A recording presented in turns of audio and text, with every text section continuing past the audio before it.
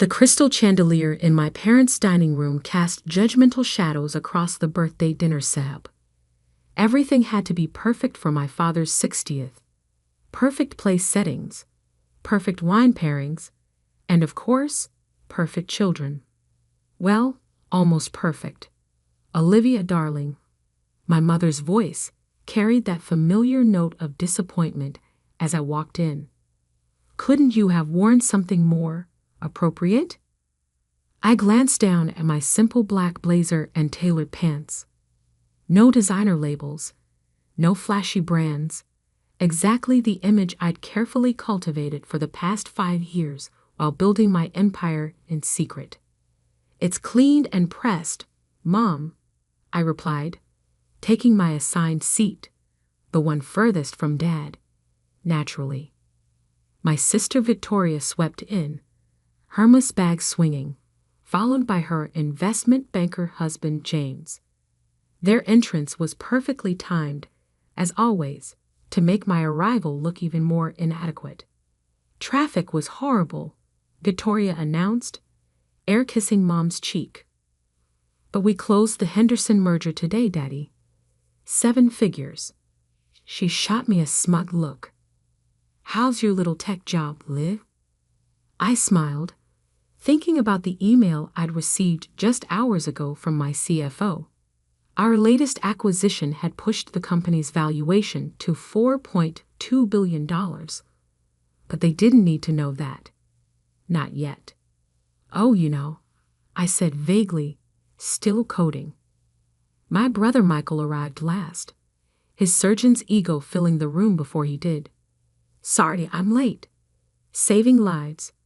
You know how it is. He loosened his Rolex, last year's model, I noticed, and took his place at Dad's right hand. Well, Mom began, nodding to the staff to serve. At least some of our children understand the importance of proper careers. Dad barely looked up from his phone. The Anderson boy, you remember him, Olivia? He's made partner at Goldman already. Such a shame you turned down his proposal. Ah, yes, Bradley Anderson.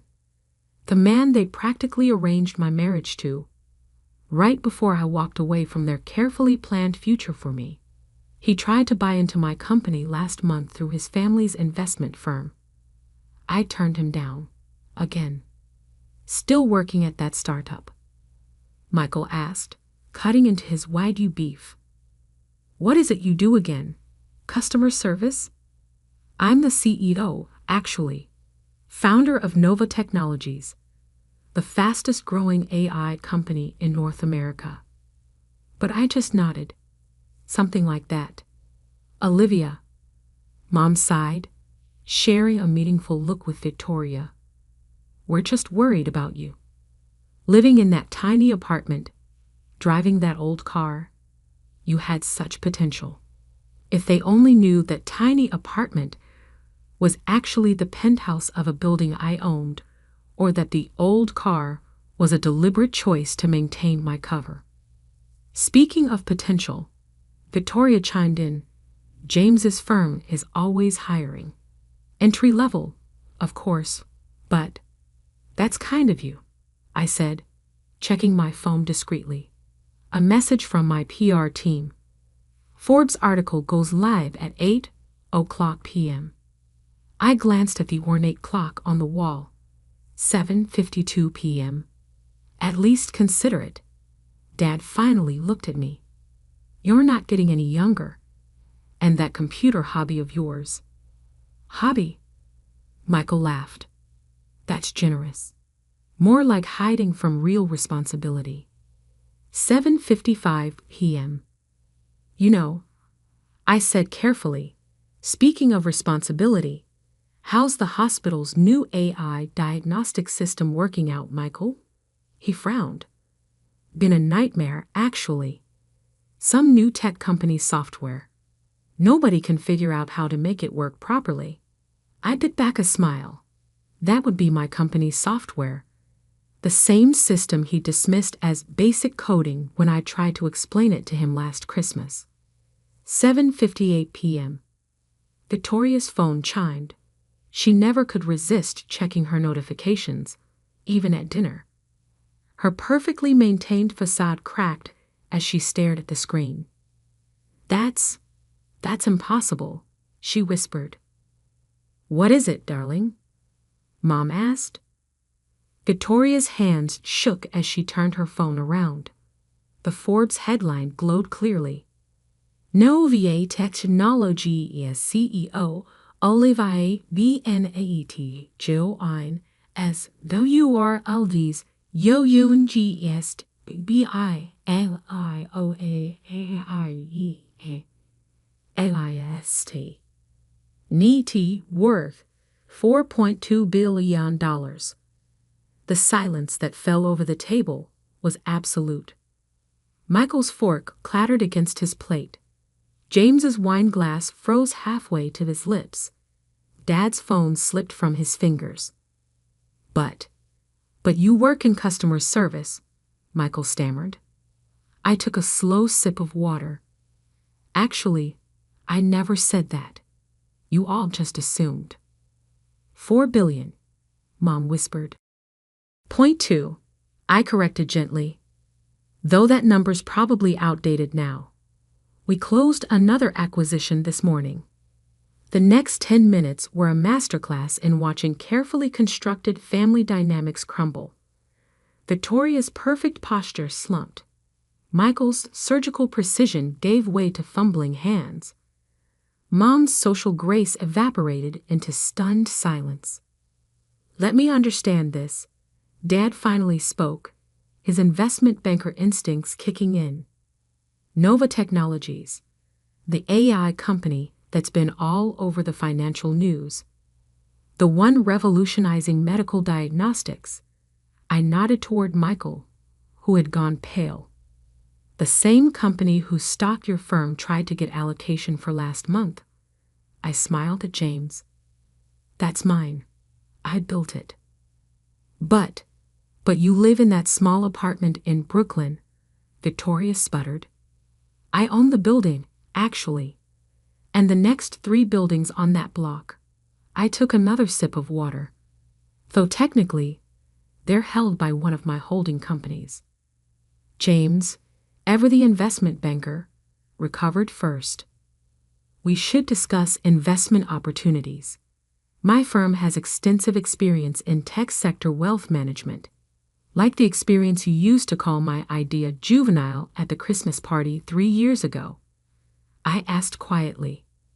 Right before you advised your clients to short our stock. He paled. Those shorts had cost his clients millions when our stock tripled after the IPO. Darling. Mom intervened, her social conditioning reasserting itself. You should have told us. All this time, struggling alone. I wasn't struggling, Mom. I was building. There's a difference. I checked my phone again. 17 missed calls from Bradley Anderson already. Word travels fast in finance circles. The hospital contract. Michael suddenly blurted. The AI system. Did you approve it personally? Yes. Though I did recuse myself when your name came up in the bidding process. Conflict of interest, you understand. Victoria's phone buzzed again, probably her social circle exploding with the news. She had built her influence on being the successful sister. That narrative was crumbling by the second. We should celebrate, Dad announced, switching smoothly into proud father mode. I'll call the club, arrange a proper announcement dinner. Actually, I cut in. I have an early meeting tomorrow. We're launching a new neural network that could revolutionize cancer detection. I glanced at Michael. Your hospital might want to bid on the trial program, assuming you can figure out how to work with basic coding. Mom reached for my hand across the table. Sweetie, we always knew you were special. Did you? I stood slowly, because I remember being the disappointment. The one who turned down Bradley, who left Goldman Sachs, who played with computers instead of following the family plan. That was different, Victoria protested weakly. We didn't know. Exactly. You didn't know because you never asked. Never looked past the surface. Never thought that maybe, just maybe, the quiet one in the family had something worth building. James cleared his throat. About those shorts, perhaps we could discuss. Your firm's position? Already handled. Check your office email. Our legal team sent over a settlement proposal this afternoon. We've been planning this revelation for a while. The room fell silent again. They were finally seeing it. All the pieces they'd dismissed, all the hints they'd ignored, assembling into a picture they'd never imagined. The Anderson proposal, Dad said slowly. You turned it down because I was worth more than his family's entire portfolio even then. And because he, like everyone in this room, thought success only looked one way. I gathered my things. The simple bag that cost more than James's car. The cheap phone that was actually a prototype from my company's new tech division. Happy birthday, Dad. The gift I had delivered to your office this morning. It's 1,000 shares of Nova Technologies, pre-IPO price. Worth about $30 million now. I smiled. Consider it a return on all those years of disappointment. As I walked to the door, Victoria called out, Liv, wait. Sunday brunch. We always do family brunch. I turned back one last time. Check the business news tomorrow morning. After our neural network announcement, I might be too busy managing my new net worth. It's expected to double. The last thing I saw as I left was Mom reaching for her phone, probably to call her society friends. Finally, she had something to brag about. Too bad it wasn't the story she'd spent years trying to write. The week following Dad's birthday dinner was a study in chaos theory. How one revelation could completely upend an established system. My phone logged over 200 missed calls from family members and their associates. Each one more desperate than the last to establish their new position in my life. I sat in my real office. Not the modest workspace they'd imagined, but the entire top floor of a gleaming Manhattan skyscraper, reviewing the aftermath. Your brother's hospital has submitted an expedited bid for the neural network trials, my assistant Emma reported, scrolling through updates. And your sister's PR firm has sent 3 partnership proposals. And Bradley Anderson? I asked, though I already knew. 6 meeting requests and a marriage proposal via email. Emma smiled. He emphasized his family's strategic alignment with your vision. I turned to the wall of windows overlooking the city. Somewhere down there, my family was still trying to process how their disappointing daughter had outearned their combined net worth several hundred times over. My phone buzzed. Mom, again. Darling, the Wellington Charity Gala is next week. As a major philanthropist, you simply must attend. I've already told everyone you'll be there. I ended the call mid-sentence. The Wellington Gala, where they'd seated me at the young singles table last year, far from the important donors. Emma, what's the status of our children's hospital initiative? She pulled up the details. Ready to announce. $2 billion in funding, state-of-the-art AI diagnostic equipment for pediatric care units across the country. Schedule the announcement for next Thursday, the same night as the Wellington Gala. Exactly. Just then, my sister Victoria burst through the office doors, designer handbag swinging wildly. Her face fell as she took in the space. The minimalist luxury, the quiet power, so different from her showy workplace. You can't just ignore everyone's calls, she exclaimed. Do you know what this is doing to the family? I gestured for her to sit. You mean what it's doing to the family's narrative? She sank into a chair, deflating slightly. Mom's a mess. Dad's trying to tell everyone he guided your investment strategy. Michael's hospital board is furious. He didn't know about the connection. And James? She paused. Lost his year-end bonus over those shorts? I finished. Actions have consequences, Vic. Something our family never quite grasped. Why didn't you tell us? She whispered. Would it have mattered? When I tried to explain AI architecture at Christmas, you all talked over me about Michael's new yacht. We didn't understand. You can try to understand, I corrected. There's a difference. My phone buzzed again. Dad this time, probably with more investment advice I didn't need. The neural network announcement next week, Victoria said carefully. James's firm would love to handle the PR. Already handled. By the same team you said was wasting their time with my little startup last year. She flinched. But, I continued, there might be something else. She leaned forward eagerly. The Children's Hospital Initiative needs community liaisons. Real work, Vic. No shortcuts. No family favors. Interested? She blinked, processing the offer. You trust me with that? After everything? I'm offering you a chance to earn trust. Different thing. After she left, Emma brought in the latest market reports. Nova Technologies stock had jumped another 15% on rumors of the neural network breakthrough. Your father's shares are worth $40 million now, she noted. Good. Maybe he'll finally stop telling people he funded my startup. The next few weeks brought more family attempts at reconciliation. Mom tried hosting a casual dinner with all her society friends. Michael suddenly discovered a passion for AI technology. Dad sent detailed investment strategies I'd already considered and dismissed years ago. But something else happened too. Victoria threw herself into the Children's Hospital project, showing real talent for community organization. Michael's hospital became a leading test site for our medical AI, with him actually reading the technical manuals. Mom still tried to set me up with eligible bachelors, but now she at least asked about my work first.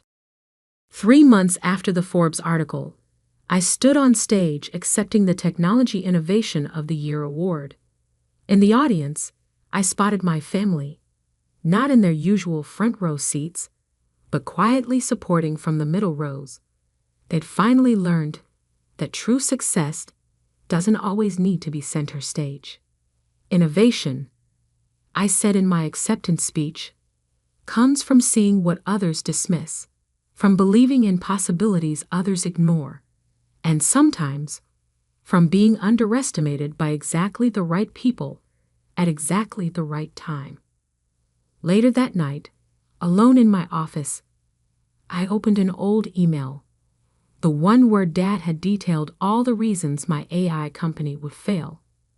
I kept it as a reminder not of their doubt, but of why I succeeded, because sometimes the greatest motivation comes from proving yourself right when everyone else was convinced you were wrong.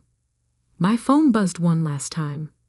A message from Grandma, the only one who'd ever really listened. They see you now, dear, but you saw yourself all along. That's what really matters. And she was right, because success isn't about making others see your worth. It's about never letting their blindness define your vision. The next morning, as New York City woke up, I was already in my office, working on our next breakthrough. Because $4.2 billion wasn't the end of my story, it was just the first chapter they happened to notice. Sometimes the biggest disappointments turn out to be the greatest successes. You just have to be patient enough to let them see it for themselves. I was 24 when I first realized my parents would rather watch me bleed than see Gareth fail. My name is Vienna, and I've been invisible my entire life. Not literally, though sometimes I wonder if that would have been easier. I mean invisible in the way that matters, Emotionally, financially, fundamentally. The kind of invisible where you can save your family from bankruptcy 3 times, and they'll still forget to save you a seat at dinner. It started early. When Gareth was 8 and I was 6, he borrowed my birthday money to buy Pokemon cards. When Mom found out, she made me apologize to him for making such a big deal about it. When I was 12 and Gareth was 14, he crashed Dad's car into a mailbox. Guess who got grounded for not being a better influence on her older brother? By the time I turned 18, the pattern was set in stone. Gareth would screw up, I'd clean up the mess, and somehow I'd end up being the problem. The first real bailout happened when I was 25. Gareth had convinced some investors to fund his revolutionary app that would disrupt the entire food delivery industry. Spoiler alert, it didn't disrupt anything except our family's credit score. When the investors came calling for their $50,000, Mom called me crying. "Vienna, honey, you know we wouldn't ask if we had any other choice." I had $28,000 in savings, my entire emergency fund, plus the money I'd been setting aside for a house down payment. I handed it over without a word, and Gareth never even said thank you. At the family barbecue 2 weeks later, he was already pitching his next big idea to Uncle Reed. The second bailout was $35,000. Some cryptocurrency scheme that Gareth swore was guaranteed money. The third was $42,000 when his consulting business turned out to be him giving terrible advice to other failed entrepreneurs. Each time, Mom would call with that same trembling voice. Each time, Dad would get on the phone to mumble something about family sticking together. Each time, Gareth would act like I was doing him some tiny favor, like lending him $5 for coffee. But here's the thing about being invisible. You see everything, you hear everything, and you remember everything. I started keeping records after the second bailout. Every check, every transfer, every loan that would never be repaid. I had receipts for everything, including the times I'd quietly paid their mortgage when Dad's hours got cut at the plant, including the credit card bills I'd covered when Mom's shopping addiction got out of hand, including the car payments, the insurance premiums, the medical bills they couldn't afford. By my calculations, I'd given my family over $200,000 in 7 years. Not loaned, given. Because nobody ever talked about paying me back. The funny thing is, I was good with money. Really good. I worked as a financial analyst, lived in a modest apartment, drove a reliable used car, and somehow still managed to keep my family afloat while building my own safety net. I wasn't rich, but I was smart, and I was careful. Gareth, meanwhile, lived in a downtown loft he couldn't afford, drove a BMW he'd leased with money he didn't have, and wore designer clothes while asking our parents for grocery money. But at every family gathering, every holiday dinner, every birthday party, Gareth was the star, the golden child with the bright future and the brilliant ideas. I was just Vienna, the reliable one, the one who'd always be there to clean up the mess. 3 weeks ago, everything changed. I was working late, finishing up a client presentation, when I heard voices in the hallway outside my office. Mom and Gareth talking in those urgent whispers that meant trouble. "She won't say no," Gareth was saying. "She never says no." "But this is different," Mom replied. "This is the house, Gareth. If this doesn't work, it'll work. Trust me. And if it doesn't, well, Vienna's got that promotion coming up. She'll figure something out. She always does." They walked away before I could hear more, but I didn't need to. I knew exactly what they were planning. One last sacrifice, one final bailout, and this time, they were coming for the house. That night, I went home and opened my laptop. I pulled up every bank statement, every receipt, every piece of documentation I'd been hoarding for years. Then I did something I'd never done before. I started planning. The email arrived this morning. Anonymous sender, no subject line, just 8 words that made my blood run cold. "Your brother's been stealing more than you know." Attached was a single document, a bank statement, Gareth's name at the top, and a balance that made my stomach drop. Tonight's the anniversary dinner. 40 years of marriage, and my parents want to celebrate by destroying everything they've built. Perfect timing. I'm done being invisible. The restaurant was one of those places that screamed special occasion. White tablecloths, overpriced wine, and waiters who acted like they were doing you a favor by taking your order. Mom had insisted on Chez Laurent because 40 years deserves somewhere elegant. I arrived exactly on time, clutching my purse a little tighter than usual. Inside was a manila folder that would either change everything or destroy what was left of my relationship with my family. Probably both. Vienna! Aunt Mara's voice cut through the restaurant chatter like nails on a chalkboard. She was already 3 glasses deep into the champagne, judging by the flush on her cheeks. There's our little worker bee. Still crunching numbers all day? Something like that, I said, sliding into the only empty chair. Naturally, the one furthest from the head of the table where Mom and Dad sat like royalty. Uncle Reed leaned over, reeking of cologne and condescension. Mara tells me you got another promotion. Good for you, kiddo. Someone in this family needs to keep their feet on the ground. I glanced around the table. Gareth was holding court at the other end, gesturing wildly as he explained his latest venture to anyone who'd listen. He caught my eye and flashed that $1,000,000 smile that had been getting him out of trouble since kindergarten. Vienna, perfect timing. I was just telling everyone about the new project. Oh, good, I said, keeping my voice level. Another app? Better, much better. He leaned forward, eyes bright with that manic energy he got when he thought he'd found his golden ticket. It's a platform that connects sustainable food producers directly with conscious consumers. We're talking about revolutionizing the entire supply chain. Cousin Violet, who'd been quietly nursing her wine, looked up with barely concealed amusement. Didn't you try something similar 2 years ago? Gareth waved her off. This is completely different. The technology has evolved, the market is ready, and I've got investors lined up around the block. How much? I asked. The table went quiet. Mom shot me a warning look, but I kept my eyes on Gareth. How much what? How much do you need this time? His smile faltered for just a second. It's not about need, Vienna. It's about opportunity. Sometimes you have to take risks to... How much, Gareth? Dad cleared his throat. Maybe we should order first. The salmon here is supposed to be excellent. Actually, Mom said, her voice taking on that bright, artificial tone she used when she was nervous. Your father and I have something to share with everyone. She stood up, smoothing down her dress. Dad remained seated, staring at his hands. 40 years ago, Carl and I promised to support each other through everything, through good times and bad, through successes and... She glanced at me. Challenges. Aunt Mara raised her glass. To true love.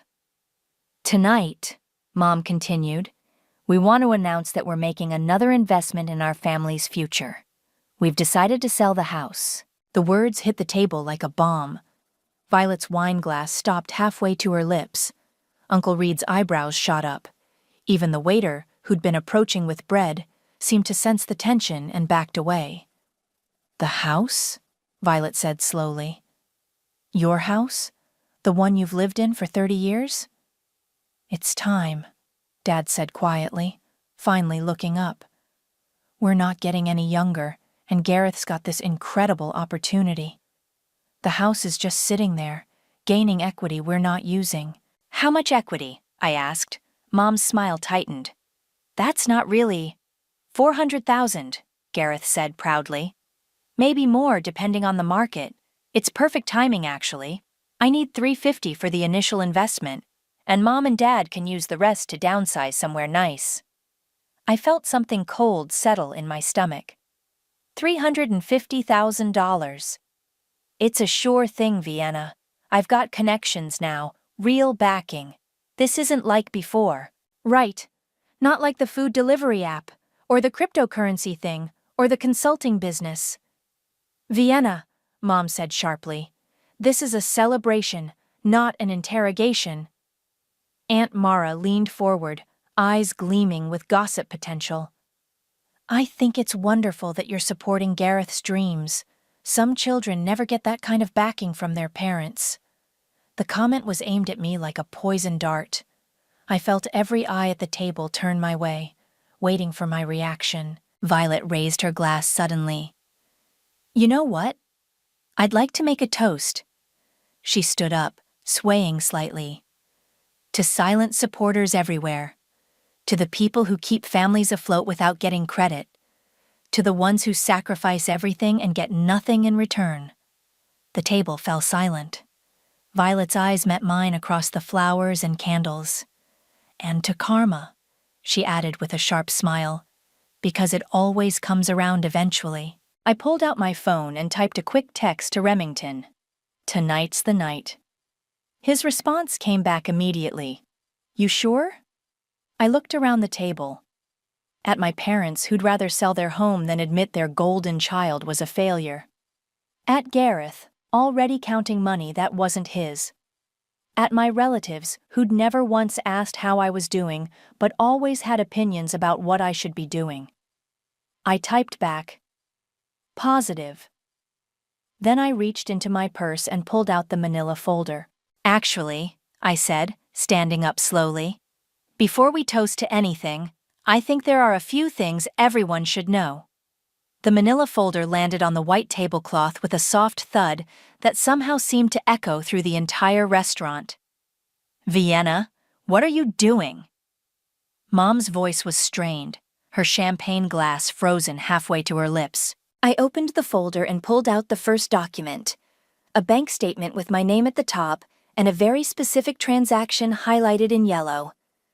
"This is from March 15, 2019. $28,000 transferred to Gareth's account when his food delivery app collapsed." I set it down in front of Mom. "Remember that, Mom? You called me crying, said the family would be ruined if I didn't help." Gareth's face had gone pale. "Vienna? What the hell?" "I'm not finished." I pulled out another statement. June 3, 2020, $35,000, the cryptocurrency disaster. Another paper. December 12, 2021, $42,000 for the consulting business that never consulted anyone. The papers kept coming. Mortgage payments, credit card bills, car insurance, medical expenses. Each one highlighted, dated, documented. "What is this?" Dad asked, his voice barely above a whisper. "This is 7 years of financial records. Every time you called me for help, every time I bailed out this family, every time I saved you from bankruptcy while Gareth got to play entrepreneur with other people's money." Aunt Mara leaned forward, squinting at the papers. "I don't understand. You gave them all this money?" "Not gave. Loaned. Supposedly." I pulled out a leather-bound ledger. I kept track of everything. Principal amounts, interest calculations, payment schedules. You know, like a real bank would. Uncle Reed whistled low. "How much are we talking about here?" I flipped to the last page of the ledger. $237,462, plus interest. The silence was deafening. Even the ambient restaurant noise seemed to fade away. "That's impossible," Mom said. "We never borrowed that much." "Really?" I pulled out my phone and started reading. March 2019. "Vienna, honey? We wouldn't ask if we had any other choice." June 2020. "It's just temporary, sweetheart. Gareth's going to pay everyone back." December 2021. "You're the only one we can count on." "You recorded our phone calls?" Dad looked like he'd been slapped. "I kept voicemails. Amazing what people will say when they think no one's keeping track." Gareth finally found his voice. "This is insane. You're making it sound like we're criminals or something. We're family. Family helps each other." "You're right. Family does help each other."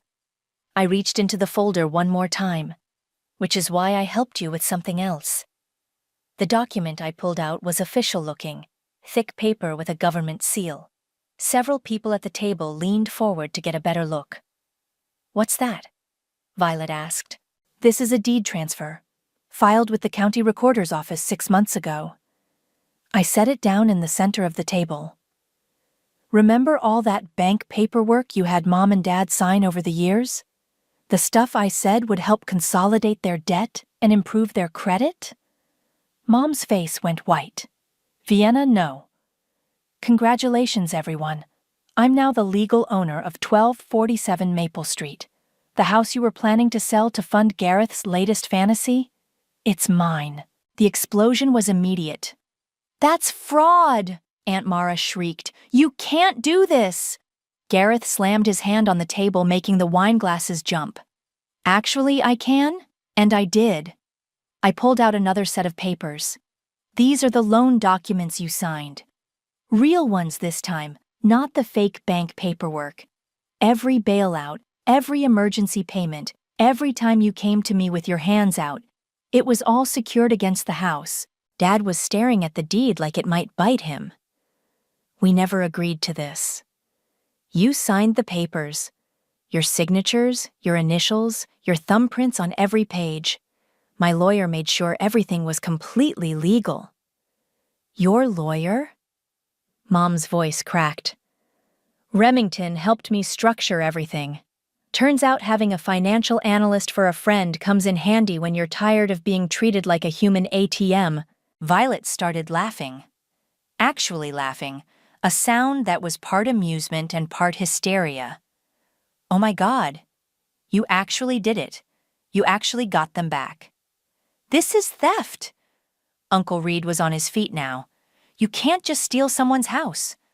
I didn't steal anything. I collected on a debt that's been accumulating interest for 7 years while I watched my brother live like a king and my parents act like I didn't exist. Gareth was frantically scrolling through his phone. I'm calling a lawyer. This is illegal. This is legal. Completely, totally ironclad legal. I reached into my purse and pulled out a set of keys. They landed on the table with a metallic clink. Congratulations, Mom and Dad. You're now my tenants. The restaurant had gone completely silent around us. Other diners were staring, some holding up phones to record the drama. Vienna, Mom whispered, tears streaming down her face. How could you do this to us? I looked at her for a long moment, at the woman who'd forgotten my birthday 3 years running but never missed one of Gareth's startup launches, at the woman who'd asked me to apologize to my brother for getting upset when he stole from me. The same way you did it to me for 32 years, I said, one day at a time.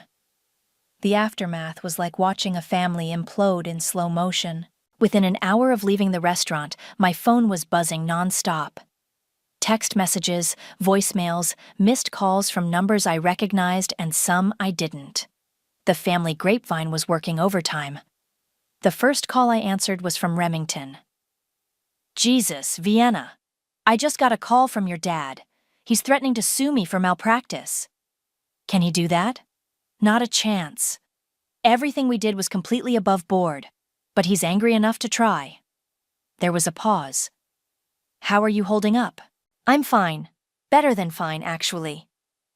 You sure? Because what you did tonight, there's no going back from this. Before I could answer, someone was pounding on my apartment door. Heavy, aggressive knocks that made my neighbor's dog start barking. Vienna, open this door right now. Gareth's voice loud enough to wake the entire building. I have to go, I told Remington. Gareth's here. Don't let him in. He's probably recording everything. Smart advice. I walked to the door but didn't unlock it. What do you want, Gareth? I want to talk to my sister, face to face. We talked at dinner. I thought I was pretty clear. Vienna, please. Just give me 5 minutes. I know you're angry, but we can work this out. I almost laughed. Even now, even after everything, he thought he could charm his way out of this. There's nothing to work out. You owe me money. I collected. End of story. It's not that simple, and you know it.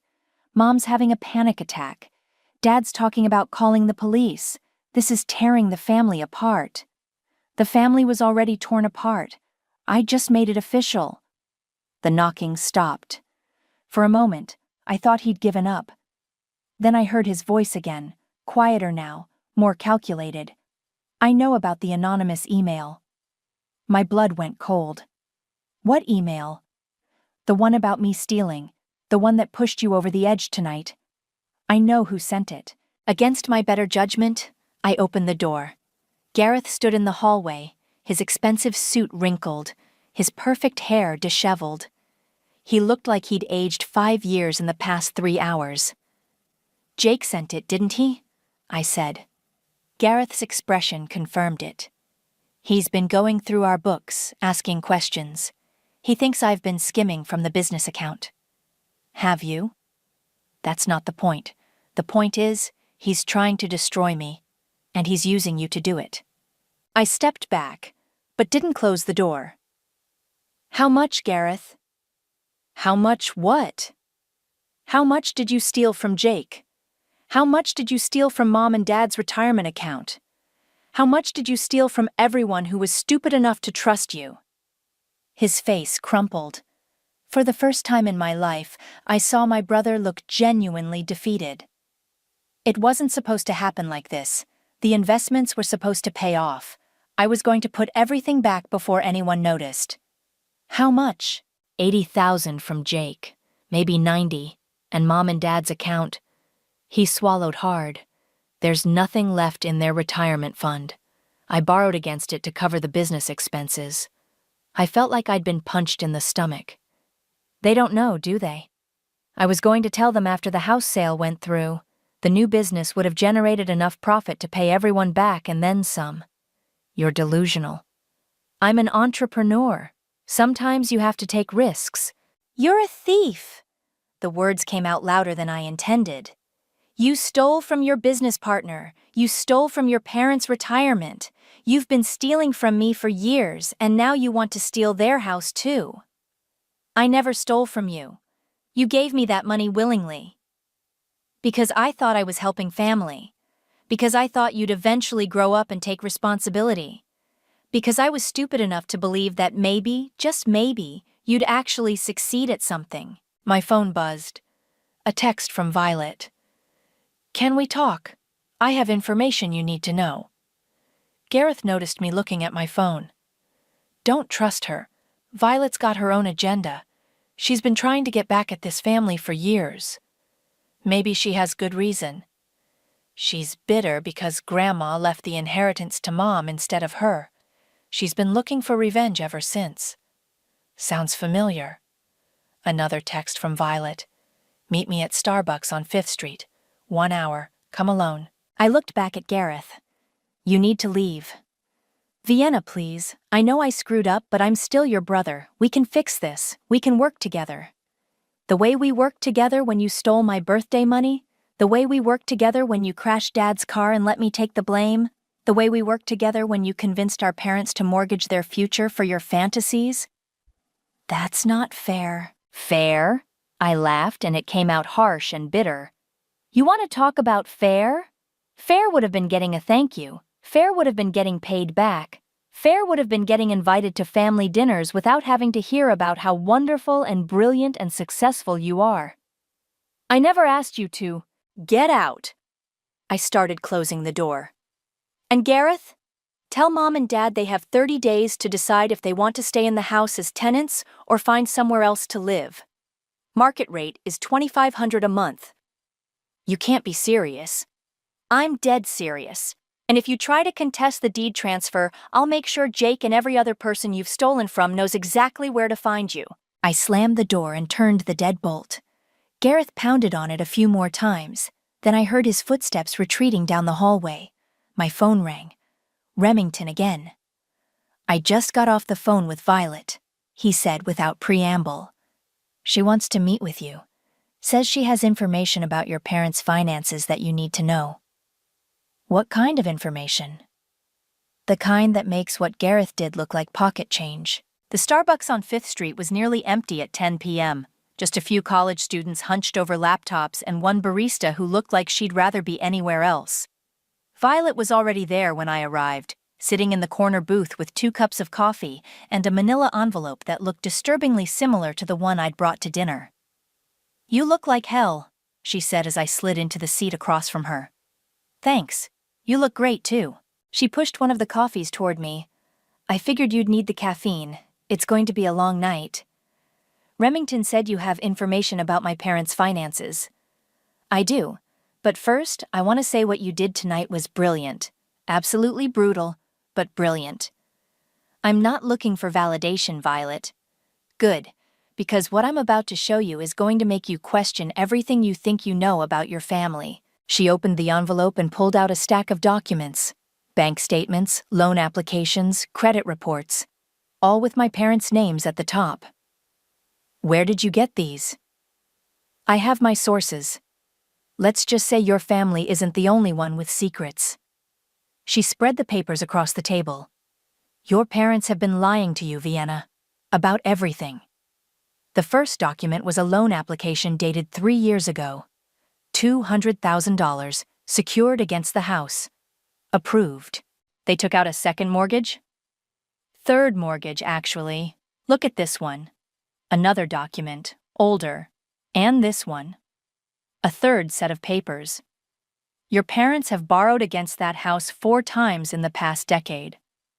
I stared at the numbers, trying to make sense of them. That's impossible. The house was only worth $400,000. Was being the key word. They've borrowed against projected appreciation, future equity, anything the banks would accept. Your parents owe more on that house than it's worth. But the deed transfer is still legal. Congratulations, you now own a house with negative equity and about $600,000 in outstanding loans. The coffee turned to acid in my mouth. You're lying. I wish I was. She pulled out another document. This is from last month. Your dad applied for another loan, $50,000 this time. Denied because they're already overextended. Why are you showing me this? Because I've been where you are. 15 years ago, when Grandma died, your parents convinced her to change her will at the last minute. Left everything to your mom instead of splitting it between us like she'd always planned. I remember that. You were furious. I was broke. My husband had just left me. I had 2 kids to feed, and I was counting on that inheritance to keep us afloat. Your parents knew that. They also knew Grandma was starting to show signs of dementia. I set down my coffee cup. What does this have to do with everything? Because guess what your parents did with Grandma's money? They gave it to Gareth. Every penny. $250,000 for his first startup. The pieces were starting to fall into place, and I didn't like the picture they were forming. You've been investigating my family for 15 years? I've been watching them destroy themselves for 15 years, waiting for the right moment to get my revenge. She leaned forward. But you beat me to it. My phone buzzed. A text from an unknown number. Your brother is spreading lies about you at work. Thought you should know. Summer. Shit. I showed Violet the message. Who's Summer? My coworker, my friend. I was already dialing Summer's number. She answered on the first ring. Vienna, thank God. Where are you? What's going on? Gareth showed up at the office an hour ago. He's been talking to anyone who'll listen, saying you embezzled money from your family. He's got some guy with him, says he's a lawyer. Jake. That's his business partner. Well, they're making a lot of noise. Security escorted them out, but not before half the office heard them accusing you of fraud. I closed my eyes. How bad is it? Bad. Mr. Peterson wants to see you first thing Monday morning. He's talking about putting you on administrative leave pending an investigation. An investigation into what? I haven't done anything wrong. I know that, and you know that, but your brother is very convincing. He's got documents, bank statements, all kinds of official-looking paperwork. Violet was watching me with interest. Problems at work?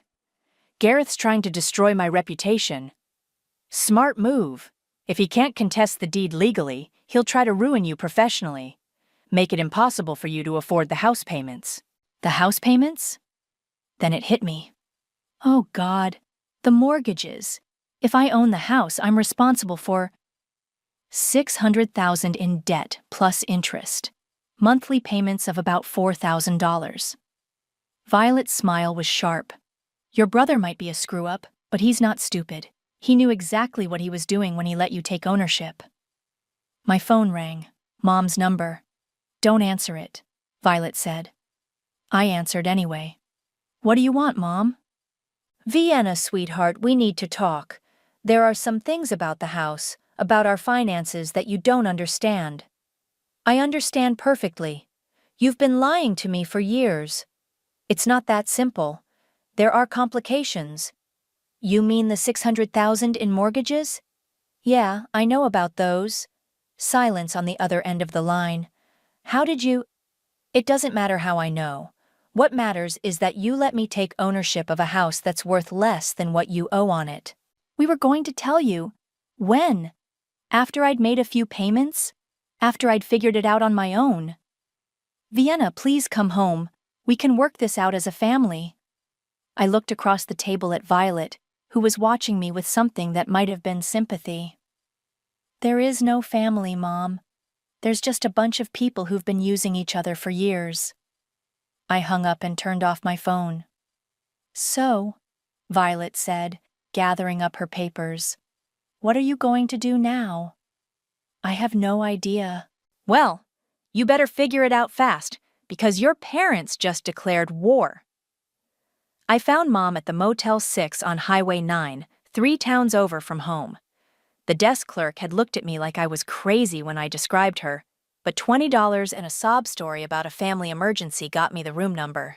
She answered the door in her bathrobe, eyes red and swollen. The room behind her was a mess, tissues everywhere, empty wine bottles on the nightstand, her clothes scattered across the floor. How did you find me? Credit card records. You're not as invisible as you think. She stepped aside to let me in. The room smelled like cheap wine and desperation. Your father's been calling every hour. He's worried sick. Where is he? At Mara's house. She's letting him stay in the guest room. Mom sat down heavily on the bed. He can't look at me right now. Because of the mortgages? She nodded, fresh tears starting to fall. We never meant for it to get this bad. It started small, just a little equity loan to help Gareth with his first business. Then when that failed, we needed more to cover the losses. And you never thought to tell me? What were we supposed to say? That we'd gambled away our retirement on our son's pipe dreams? That we were too proud to admit we'd made a mistake? I sat down in the room's single chair.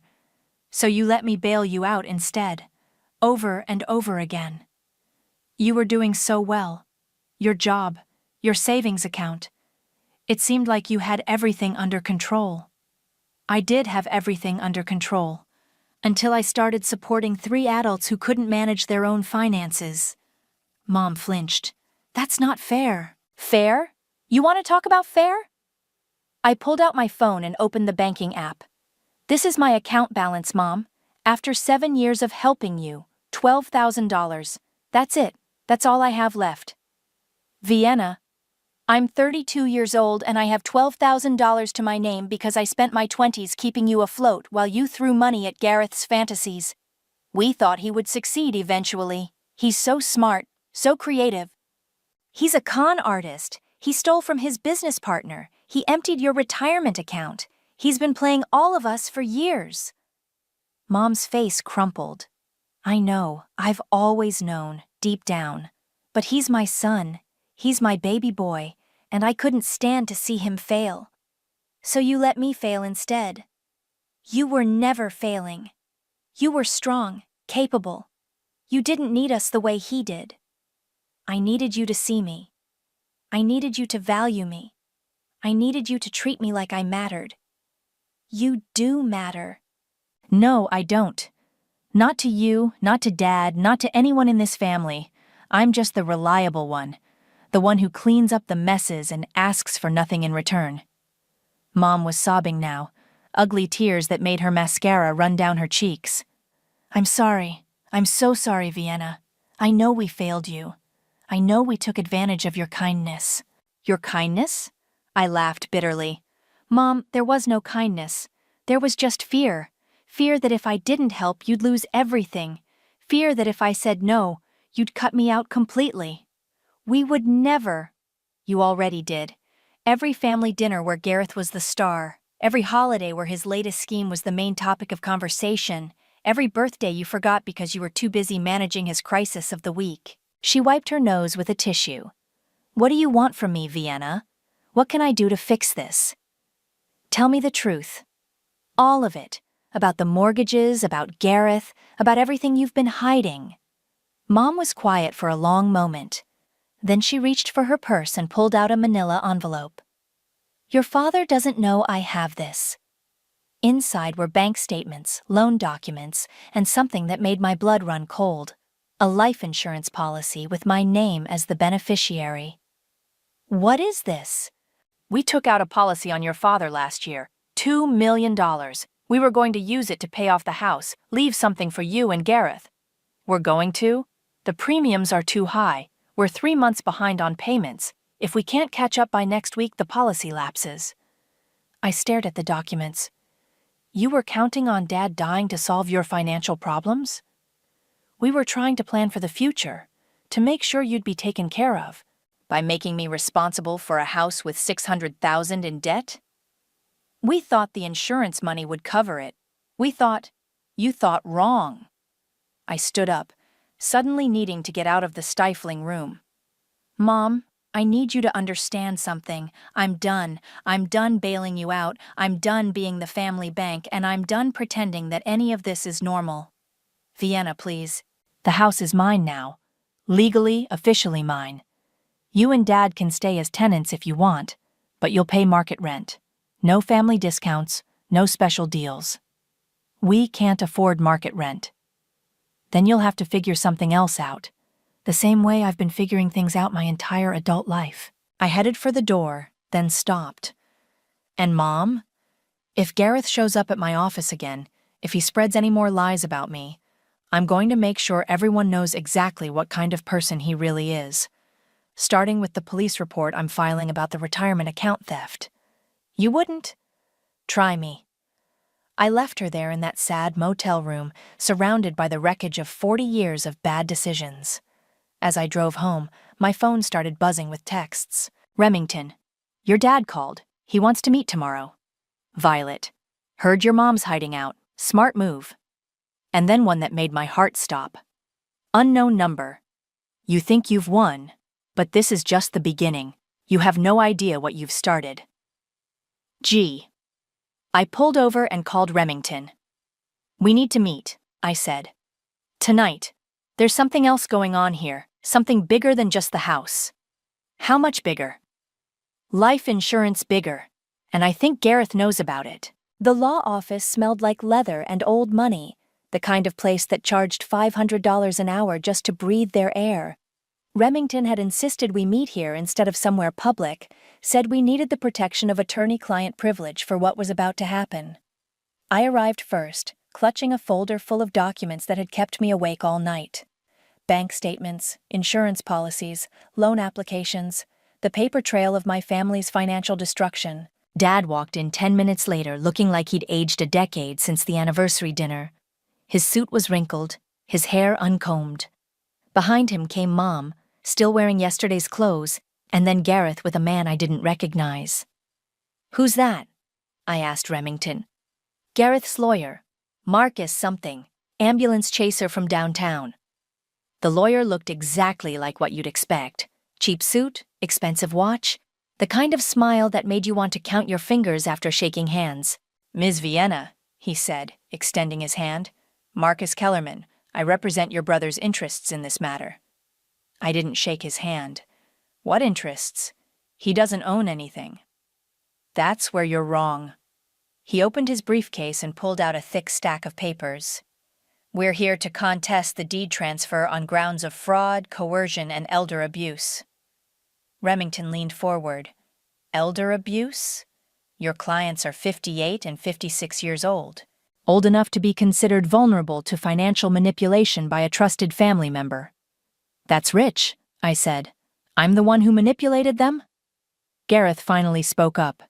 "You took advantage of Mom and Dad's trust. You tricked them into signing documents they didn't understand." "I tricked them? I saved them from bankruptcy 3 times.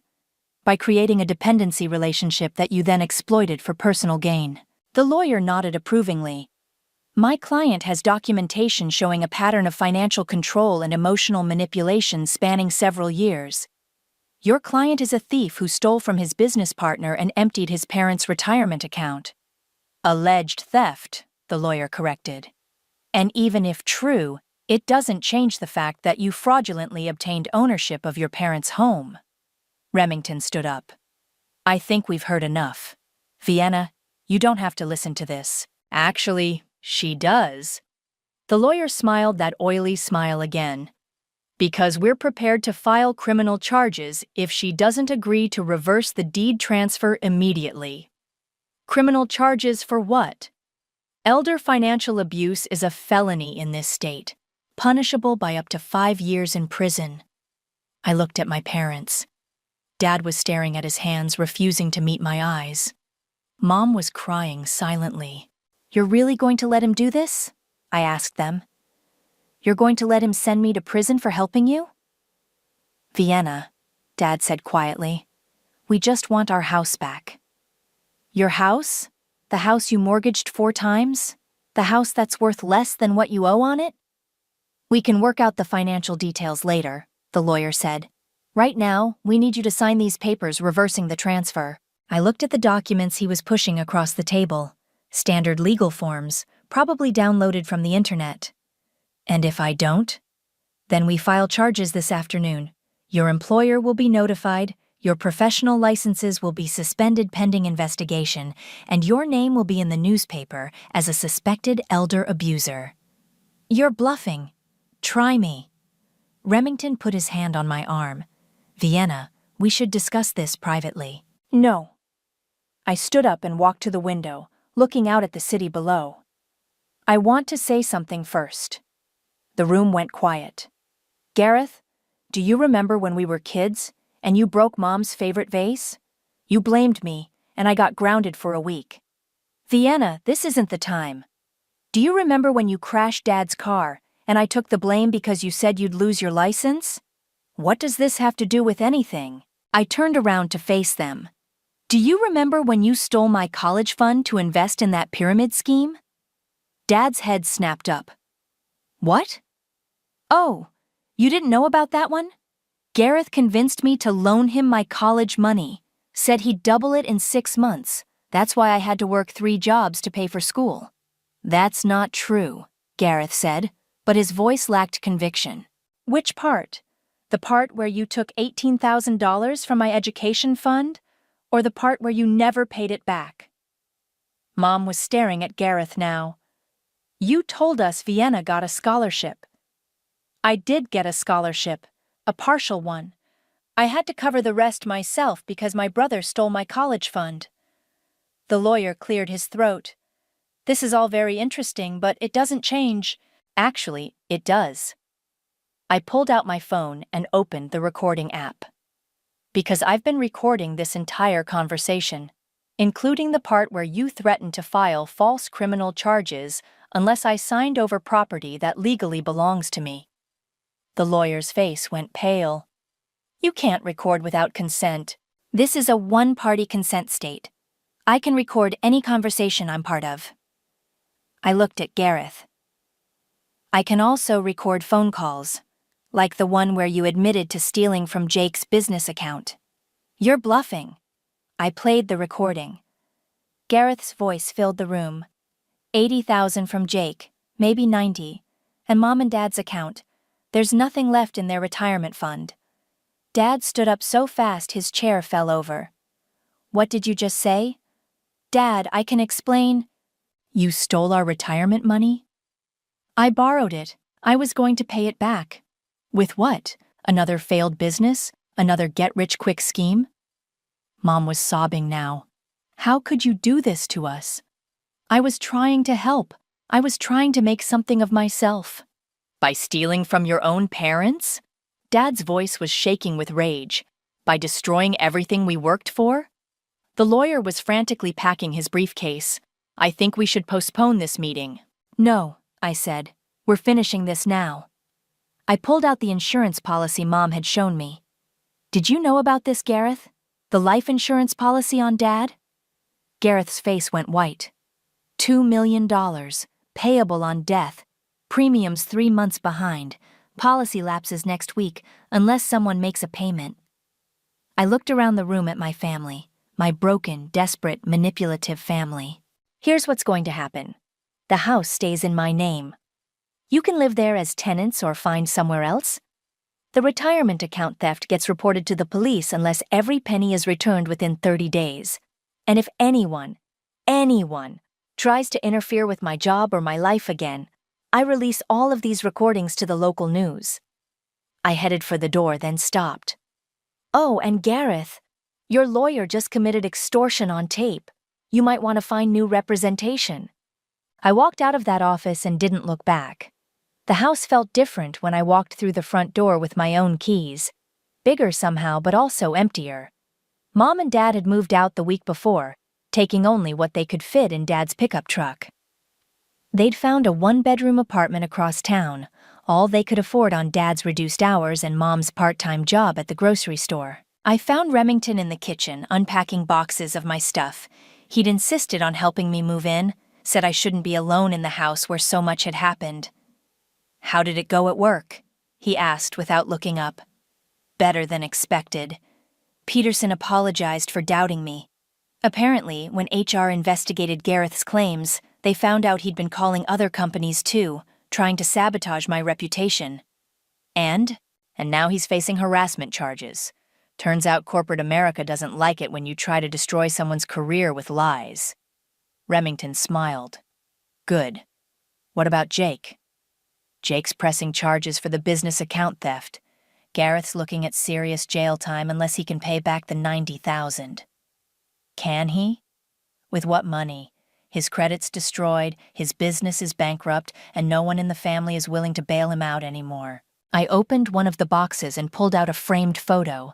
Me at my college graduation, standing alone because my family had been too busy dealing with Gareth's latest crisis to attend. "You know what the funny thing is?" I said. "I thought revenge would feel better than this. How does it feel?" "Lonely. Really, really lonely." Remington stopped unpacking and looked at me. "You could have handled this differently, quietly, without destroying everything." Could I? They were never going to change, Rem. They were never going to see me as anything more than their personal ATM. And now? Now they see me as the enemy, which is honest at least. The doorbell rang. I wasn't expecting anyone, and for a moment I wondered if it was Gareth coming to make one last desperate plea. But when I opened the door, Violet was standing on the porch with a bottle of wine and a grim smile. "Housewarming gift," she said, holding up the bottle. "Figured you could use some company." "How did you know I was here?" "Small town. Word travels fast." She stepped inside and looked around. "Feels weird, doesn't it, being back in the scene of the crime?" "It wasn't a crime." "No, but it was justice. Sometimes they feel the same." We sat in the living room where I'd spent countless childhood hours being ignored while Gareth held court. The furniture was gone. My parents had taken most of it, but the memories remained. "I got a call from your mother yesterday," Violet said. "What did she want?" "To ask if I'd talk to you, convince you to give them another chance." "And?" "I told her that some bridges, once burned, can't be rebuilt." Violet poured wine into 2 coffee mugs I'd brought from my apartment. But I also told her something else. "What?" "That you did what I never had the courage to do. You stood up to them. You made them face consequences. It doesn't feel like courage. It feels like cruelty. Sometimes they're the same thing." My phone buzzed. A text from an unknown number, but I recognized the writing style immediately. "Vienna, I know you'll never forgive me, but I need you to know that I'm sorry. Not sorry I got caught, but sorry for what I did to you all these years. You deserved better from all of us. I'm leaving town tomorrow, starting over somewhere else. Maybe that's what we both need. G." I showed the text to Violet. "He's really leaving?" "Looks like it. Jake's lawyer probably told him it would be easier to flee than face the charges." "How do you feel about that?" I thought about it for a moment.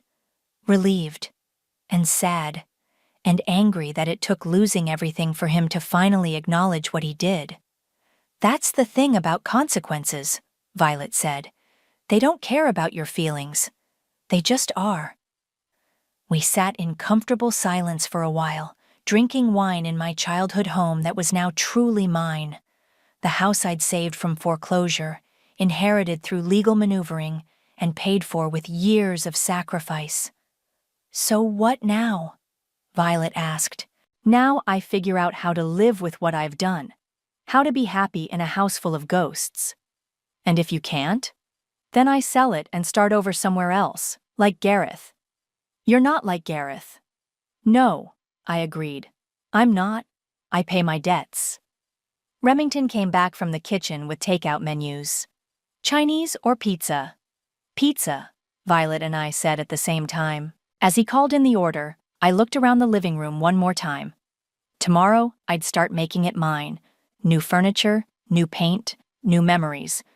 Tonight, though, I was content to sit with the two people who'd stood by me when my own family wouldn't. My phone buzzed again. Another unknown number. Vienna, this is your father. I wanted you to know that your mother and I are getting help.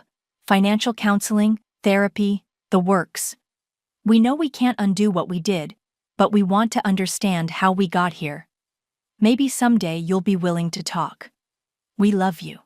We always have, even when we were too blind to show it. I set the phone down without responding. Maybe someday I'd be ready for that conversation. Maybe someday I'd be able to forgive them. But not today. Today, I was going to eat pizza in my house with my real family, the people who'd chosen to stand by me when it mattered. And tomorrow, I'd start building the life I'd always deserved. The one where I finally came first. You're nothing but a bleeding heart with delusions of grandeur. Those were the last words my husband spoke to me before I walked out of the Quinn mansion for the final time. I should probably mention, my name is Annalise, and 3 years ago, I thought I had everything. A successful marriage, a beautiful home, and what I believed was a partnership with someone who understood my dreams. I was wrong about literally everything. Allie, please, I'd said that morning, standing in our marble-floored kitchen with divorce papers scattered between us like confetti at a funeral. The legal aid work isn't just a hobby. These women need what they need, Allie interrupted, not even looking up from his phone, is for you to stop embarrassing this family with your little charity project. Oh, his mother, Monica, swept into the room then, perfectly coiffed as always, carrying herself like she owned the world, which, let's be honest, she basically did. Annalise, dear, she said, her voice dripping with false sweetness, surely you understand that Ali's career requires a certain image. Your association with those people reflects poorly on the Quinn name. Those people. Women fleeing domestic violence. Single mothers fighting for custody. Immigrants facing deportation. Those people. I'm helping women who have nowhere else to turn, I said, my voice shaking. How is that embarrassing? Allie finally looked up, his eyes cold as winter. Because you're supposed to be supporting your husband's ambitions, not wasting time on lost causes that'll never amount to anything. Lost causes. The words hit me like a slap. These are human beings, Allie. They deserve justice. Monica laughed. Actually laughed. Justice doesn't pay the bills, sweetheart, and it certainly doesn't build empires. That's when Allie delivered the killing blow. Face it, Annalise. You're soft. You always have been. That's why this marriage isn't working. I need someone who understands what it takes to win in the real world. I stared at him, this man I'd loved for 5 years, and saw a stranger. The real world? You mean the world where your family's company has had 17 sexual harassment settlements in the past 3 years? That real world? The temperature in the room dropped about 20 degrees. Careful, Monica said, her voice sharp as a blade. You're walking on very thin ice. No, I said, surprising myself with how steady my voice sounded. I'm walking out. I signed those divorce papers right there on the kitchen counter, my hands shaking so hard I could barely hold the pen. The settlement was insulting, basically enough to cover a studio apartment and ramen noodles for a year. But I didn't fight it. I just wanted out. You'll be back, Allie called as I headed for the door with my single suitcase. When your little bleeding heart charity fails and you realize what the real world is actually like, you'll come crawling back. I turned around one last time, looking at this man who'd shared my bed, my dreams, my life. You know what, Allie? You're right about one thing. I'm going to learn what the real world is like. And when I do, I'll show you exactly what this pointless hobby can accomplish. Monica smirked. We'll see about that. 3 months later, I was living in a one-bedroom apartment above a Vietnamese restaurant, working 18-hour days to keep my legal aid clinic afloat. The divorce had been finalized with all the warmth of a business transaction. Allie got the house, the cars, the investment portfolio. I got my law books and a burning rage that kept me awake most nights. The local newspaper ran a tiny announcement about our divorce. Quinn air parts ways with charity worker wife. Charity worker. Like I was some volunteer who handed out sandwiches on weekends. I was sitting at my tiny kitchen table, eating cereal for dinner and reviewing case files when the letter arrived. Plain white envelope, no return address. Inside, a single sheet of paper with a message that made my blood run cold. Ms. Annalise, I work at Quinn Corp. I know what they did to you, and I know what they're doing to us. We need your help. They think they're untouchable, but you know better than anyone that they're not. Please call me. Lives depend on it. A phone number was scrawled at the bottom. I stared at that letter for a long time, my heart pounding. Then I smiled for the first time in months. Game on. I called the number 3 times before someone finally picked up. Hello? The voice was barely a whisper. This is Annalise. You sent me a letter about Quinn Corp. Silence. Then, can you meet me? Somewhere public? I'm scared they're watching. We met at a crowded Starbucks downtown. The woman who approached my table looked like she hadn't slept in weeks. Dark circles under her eyes, hands shaking as she clutched her coffee. I'm Olive, she said, sliding into the seat across from me. I've been working at Quinn Corp for 2 years, junior executive in marketing. What's happening there, Olive? She glanced around nervously. It's not just one thing. It's everything. The way they treat women, the things they cover up, the NDAs they make us sign. Her voice cracked. My supervisor, he's been making my life hell for months. When I complained to HR, they told me I was misreading the situation. I leaned forward. Do you have documentation? Some, but I'm not the only one. She pulled out her phone, scrolled through messages. There are at least 15 women I know of who've been harassed, discriminated against, or worse. Most are too scared to speak up. Why aren't you? Olive's eyes filled with tears, because yesterday my supervisor cornered me in the supply closet and told me if I didn't play ball, he'd make sure I never worked in this industry again. And when I tried to report it, HR said there were no witnesses, so it was my word against his. My hands clenched into fists. This was exactly the kind of case I'd been fighting for years, but now it felt personal. Olive, I need you to know, if we do this, it's going to get ugly. They'll come after you with everything they have. They're already destroying my life, she whispered. At least this way. Maybe I can stop them from doing it to someone else. I spent the next 6 months building my case and rebuilding my life. Bailey, my best friend from college, quit her corporate job to help me run the legal aid clinic. You sure about this? She asked one night as we worked until 2 a.m., surrounded by case files and empty pizza boxes. Taking on the Quinns is like declaring war on a small country. Good thing I've got nothing left to lose, I said, highlighting another piece of evidence. That's not true. Bailey looked up from her laptop. You've got this clinic. You've got me. You've got all these women counting on you. She was right. In the months since my divorce, our little legal aid operation had grown.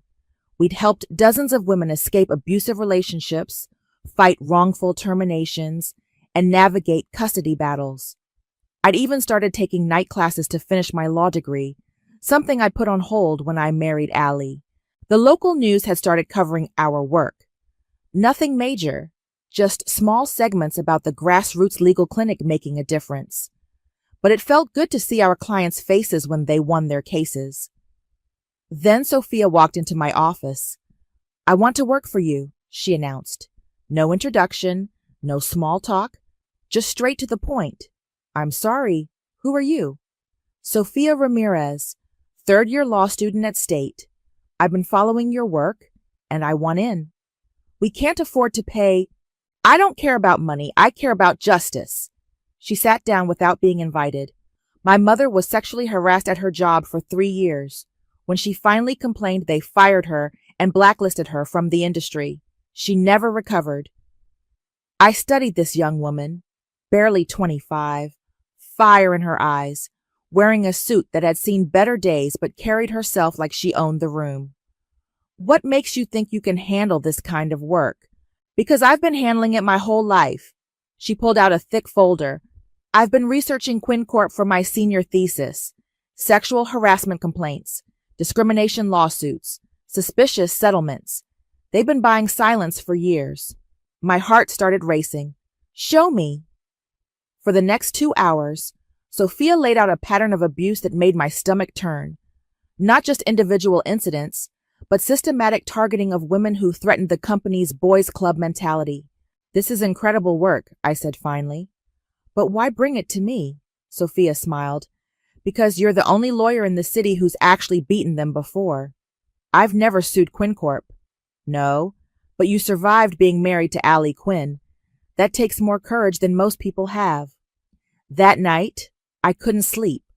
I kept thinking about Olive, about Sophia's mother, about all the women who'd been silenced by the Quinn family's money and power. Around 3 a.m., my phone buzzed. Text from an unknown number. "Stop digging, or you'll regret it." I screenshotted the message and smiled. They were scared. Good. They should be. The threatening text was just the beginning. Within a week, 3 more women from Quinn Corp contacted us, then 5 more, then 10. Our tiny office became a revolving door of scared, angry women with stories that made my blood boil. "He told me I'd get promoted if I went to dinner with him," said Jessica, a marketing coordinator who'd been passed over for advancement 6 times. When I said no, suddenly my performance reviews were needs improvement. "They moved my desk next to the men's bathroom," added Carmen, an accountant. "Said it was for workflow optimization, but every guy who walked by made comments about my body." Sophia was documenting everything, creating a database that grew larger every day. "We're up to 37 women now," she told me, exhaustion clear in her voice. "And that's just the ones willing to talk." Bailey paced around our cramped conference room. "This is bigger than we thought. We need more resources, more staff." "We need to be careful," I interrupted. "The Quinns have unlimited money and 0 morals. They'll come after us hard." As if on cue, my phone rang. Unknown number. "Annalise, dear!" Monica's voice dripped through the speaker like poison. "I hear you've been having some interesting conversations lately." "Monica, how lovely to hear from you. I think we should meet. There are some things you need to understand about the position you're putting yourself in." "I'm not putting myself anywhere. I'm just doing my job." "Your job?" She laughed. "Sweetheart, you're playing with fire, and you're going to get burned." The line went dead. "Who was that?" Sophia asked. "My ex-mother-in-law. She's not happy." "Good," Bailey said. "When the Quinns are unhappy, we're doing something right." That afternoon, Olive burst into our office, tears streaming down her face. "They fired me," she sobbed. "Said I was no longer a good fit for the company culture." "On what grounds?" I asked. "Performance issues. They're claiming I missed deadlines, made errors in reports." She pulled out a folder. "But I kept copies of everything. My work was perfect. They're lying." Sophia looked up from her computer. "Olive, did you sign an NDA when you were hired?" "Yes, but—" "They're going to claim you violated it by talking to us," I said. "This is their standard playbook. fire the complainant, claim breach of contract, tie them up in legal knots until they give up. So what do? We fight back, harder than they expect. I spent the next 3 days crafting our response. Not just a wrongful termination suit for Olive, but a comprehensive class action complaint that would expose Quinn Corp's entire culture of abuse. This is ambitious, Bailey said, reading over my shoulder. Maybe too ambitious. No such thing, Sophia said. We have the evidence. We have the witnesses. We have the law on our side. We also have the most powerful family in the state against us, Bailey pointed out. Then we better make sure we win. The breakthrough came from an unexpected source. A woman named Patricia called our office, claiming to be a former Quinn Corp HR director. I kept copies, she said, when we met at a diner outside the city. Every complaint, every settlement, every cover-up. I couldn't live with myself anymore. She slid a flash drive across the table. 20 years of documentation, sexual harassment complaints that were buried, discrimination cases that were settled with NDAs, women who were systematically pushed out for speaking up. Why are you doing this? I asked. Because I have a daughter, and I don't want her to work in a world where men like Allie Quinn can destroy women's lives without consequences. That night, Sophia and I went through the files. What we found was worse than we'd imagined. Not just individual cases of harassment, but a coordinated effort to silence victims and protect perpetrators. Look at this, Sophia said, pointing to an email chain. They have a whole system. When a woman complains, they transfer her to a different department, give her impossible assignments, then fire her for poor performance. And look who's copied on half these emails, I said, highlighting a familiar name. Allie knew. He knew everything. My phone buzzed. Another unknown number. You need to stop this now. The voice was male, unfamiliar. Drop the case, or there will be consequences. Who is this? Someone who's trying to help you. The Quinns don't play games. They will destroy you. Let them try. They already are. Check your bank account. I hung up and immediately logged into my business banking. My heart stopped. Our account had been frozen. All our funds, including donations and client payments, were inaccessible. What's wrong? Sophia asked, seeing my face. They froze our accounts. We're broke. Bailey looked up from her laptop. There's more. I just got a call from our landlord. Someone made an anonymous complaint about our business license. We might lose the office. And I just got an email, Sophia added. My law school is reviewing my academic standing due to concerns about my extracurricular activities.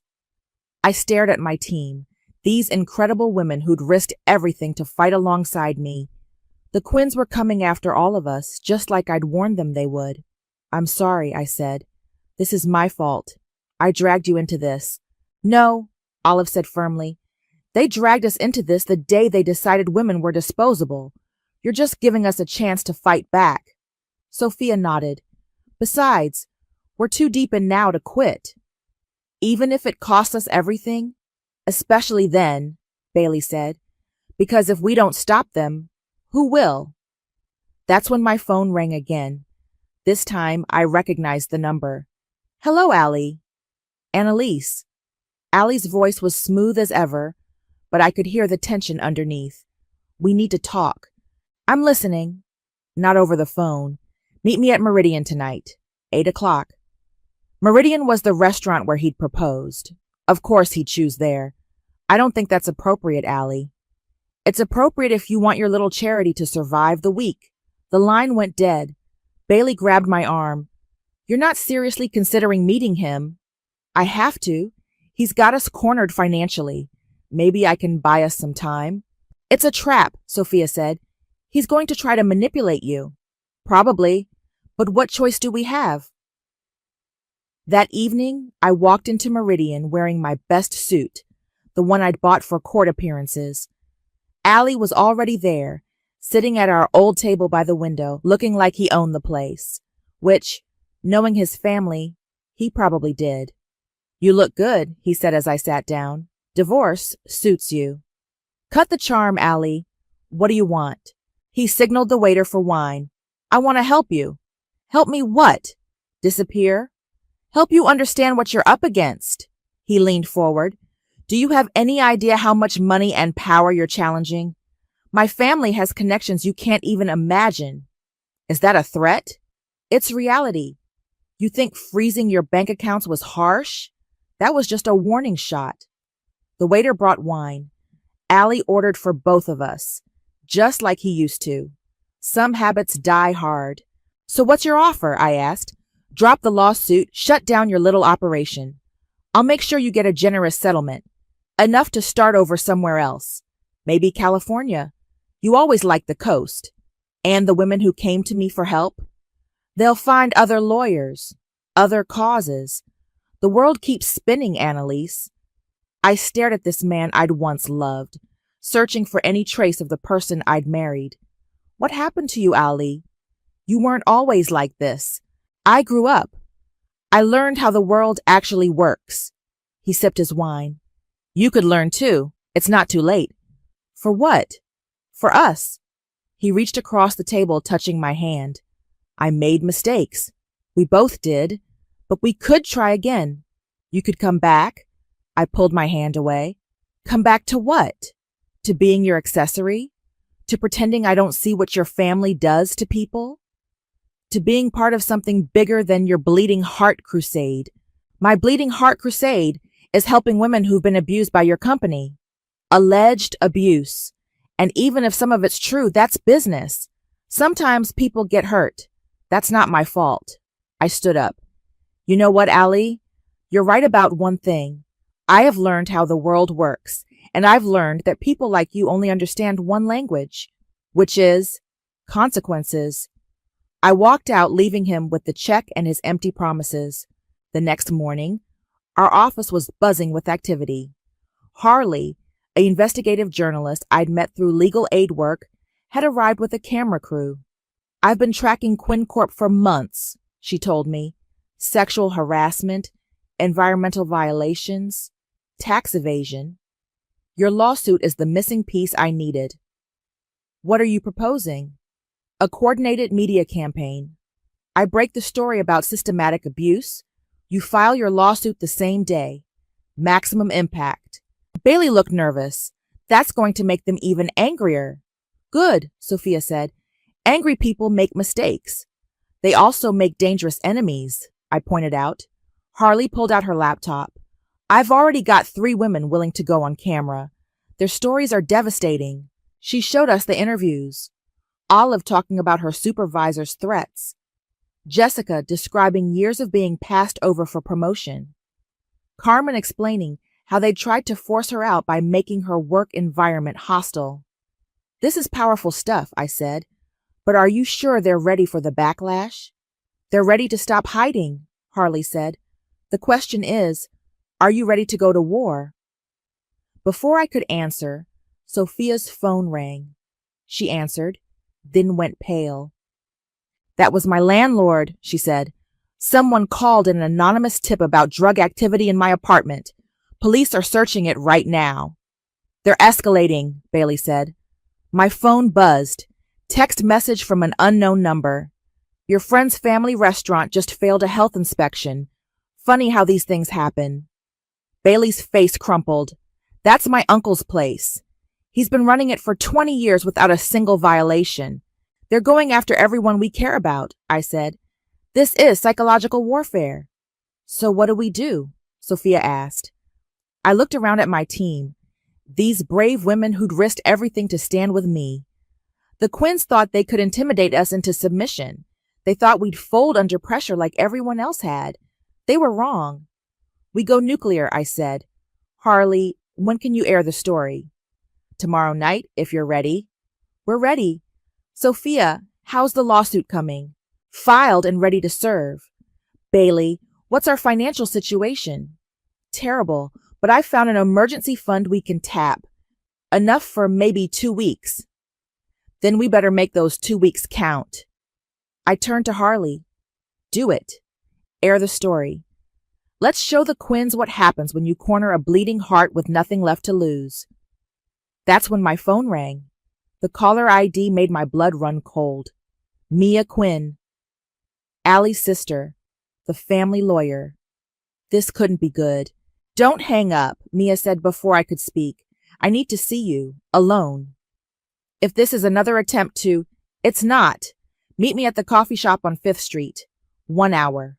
She hung up before I could respond. That was Allie's sister, I told the team. She wants to meet. Absolutely not, Bailey said. It's obviously a setup. Maybe. But what if it's not? What if she has information we can use? Sophia shook her head. The Quins don't help people. They use people. I'm going, I decided. If it's a trap, at least we'll know where we stand. An hour later, I found Mia sitting in the corner of the coffee shop, looking nothing like the polished family lawyer I remembered. Her hair was messy, her makeup smudged, and she kept glancing at the door like she expected someone to burst in. You look terrible, I said, sitting across from her. Thanks. You look like you're about to take down my entire family. I am. She laughed bitterly. Good. Someone should. I studied her face. What's going on, Mia? I've been the family lawyer for 8 years. Do you know what that means? It means I've spent 8 years covering up their crimes, silencing their victims, and pretending it's all just business. So why are you here? Because I can't do it anymore. She pulled out a manila envelope. These are internal memos from the last 5 years. Communications between Ali, my mother, and the board about how to handle problem employees. My heart started racing. What kind of communications? The kind that proved they knew exactly what was happening and chose to cover it up instead of stopping it. She slid the envelope across the table. There's an email in there from Ali specifically instructing HR to make life difficult for any woman who complained about harassment. I opened the envelope, scanning the documents. It was worse than I'd hoped for. Not just knowledge of the abuse, but active participation in covering it up. Why are you giving me this? Because last night, my mother asked me to find dirt on your clients. She wanted me to hire private investigators to dig up anything that could discredit them. When I said no, she told me I was either with the family or against it. And I chose against it. Tears filled her eyes. I have a daughter, Annalise. She's only 8, but someday she'll be old enough to work. I don't want her growing up in a world where men like my brother can destroy women's lives without consequences. This could destroy your career. Your family will never forgive you. My family destroyed itself the day they decided money was more important than basic human decency. I tucked the envelope into my bag. What happens now? Now you use those documents to bury them. And I figure out how to live with myself for waiting this long to do the right thing. She stood to leave, then turned back. Annalise, be careful. My mother is desperate, and desperate people do terrible things. That evening, Harley's story aired on the 6 o'clock news. The segment was devastating.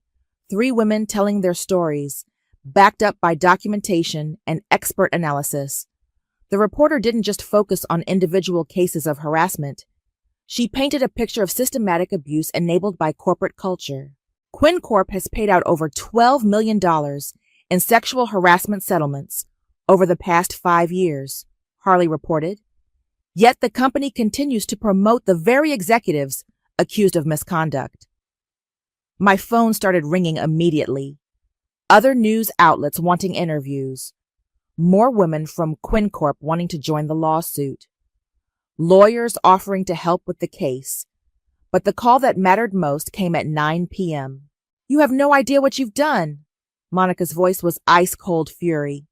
You think you're some kind of hero?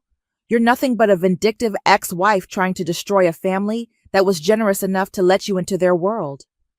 I'm a lawyer, representing women who've been abused by your company. You're a parasite, and parasites get exterminated.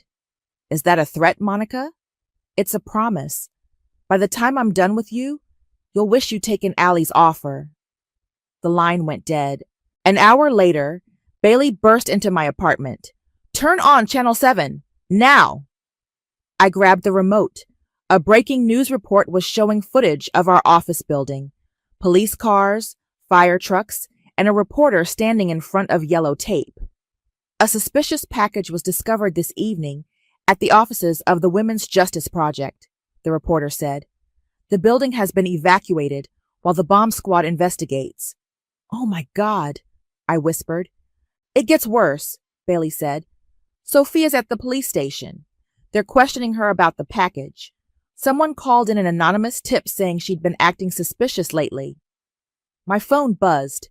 Text from unknown number. "This is what happens when you don't listen. Drop the case, or next time it won't be a fake bomb." I stared at the message, my hands shaking with rage. "They're trying to frame Sophia," I said. "They're trying to make us look like terrorists." "What do?" "We fight back. Tomorrow morning, we're filing that lawsuit, and we're holding a press conference to expose exactly what the Quins are doing to intimidate us." "Are you sure? They're clearly willing to plant fake bombs and frame innocent women. You think backing down is going to make them stop?" Bailey nodded grimly. "So we're really doing this. That's when I found the email that changed everything. The email was buried in the documents Mia had given me. I almost missed it. Just another corporate communication in a sea of legal jargon. But when I read it, my blood turned to ice. "Bailey, look at this." She leaned over my shoulder as I read aloud. "From Allie Quinn to Riley Gibson, COO. Subject, Sarah Martinez situation. Riley, the Martinez complaint needs to disappear permanently. She's threatening to go public about the executive retreat incident.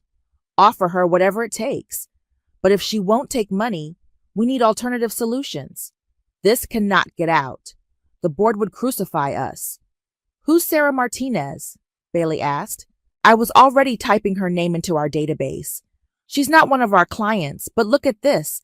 She filed a harassment complaint with Quinn Corp HR 18 months ago. Then nothing.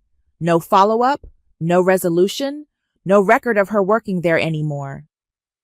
"Think she took a settlement? Or something worse?" I grabbed my phone. "I'm calling Harley.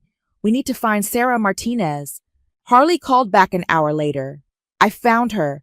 She's working at a grocery store in Phoenix. Moved there suddenly about a year ago. Annalise, she's terrified. Won't even say Quinn Corp's name over the phone." "Can you get her to talk?" "Maybe, but it'll take time, and you don't have much of that. The Quins are moving fast." She was right.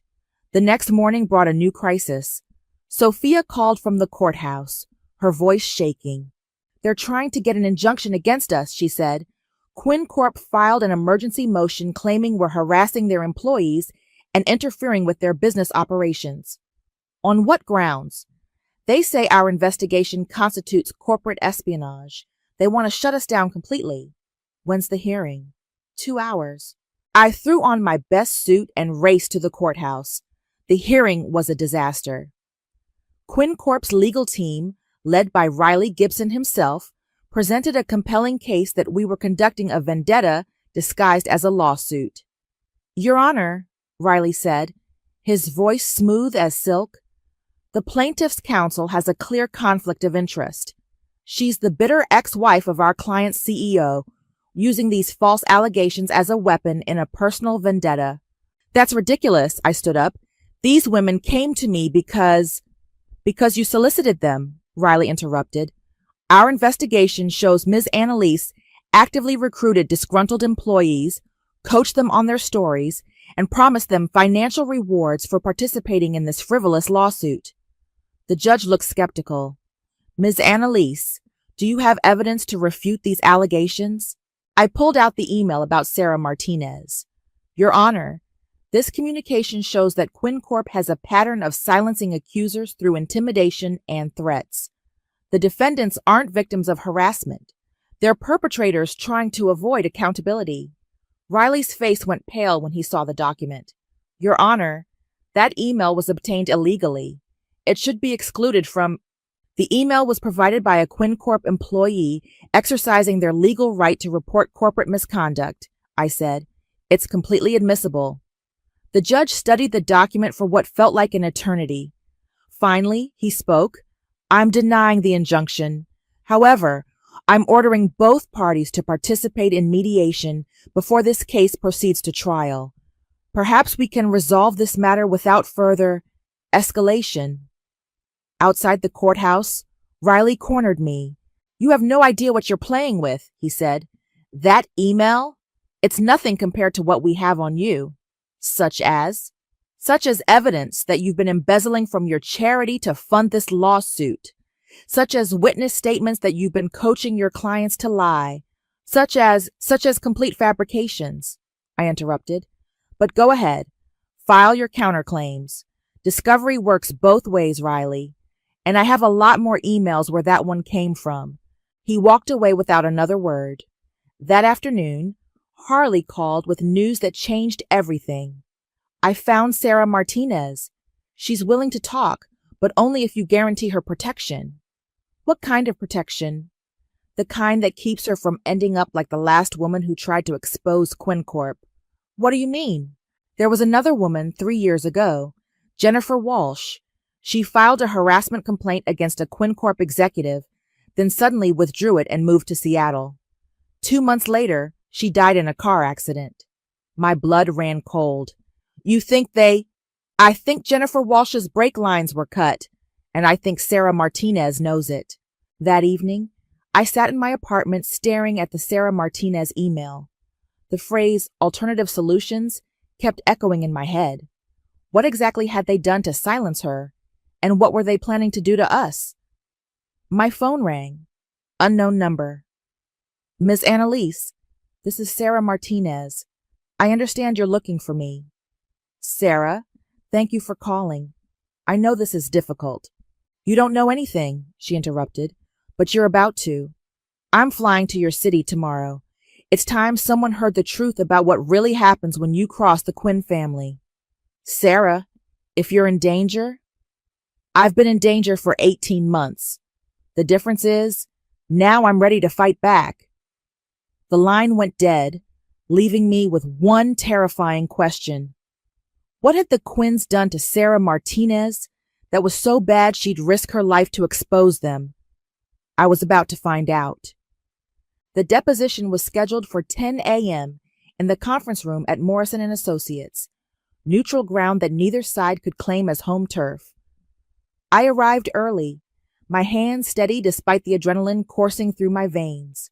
Sarah Martinez had flown in the night before.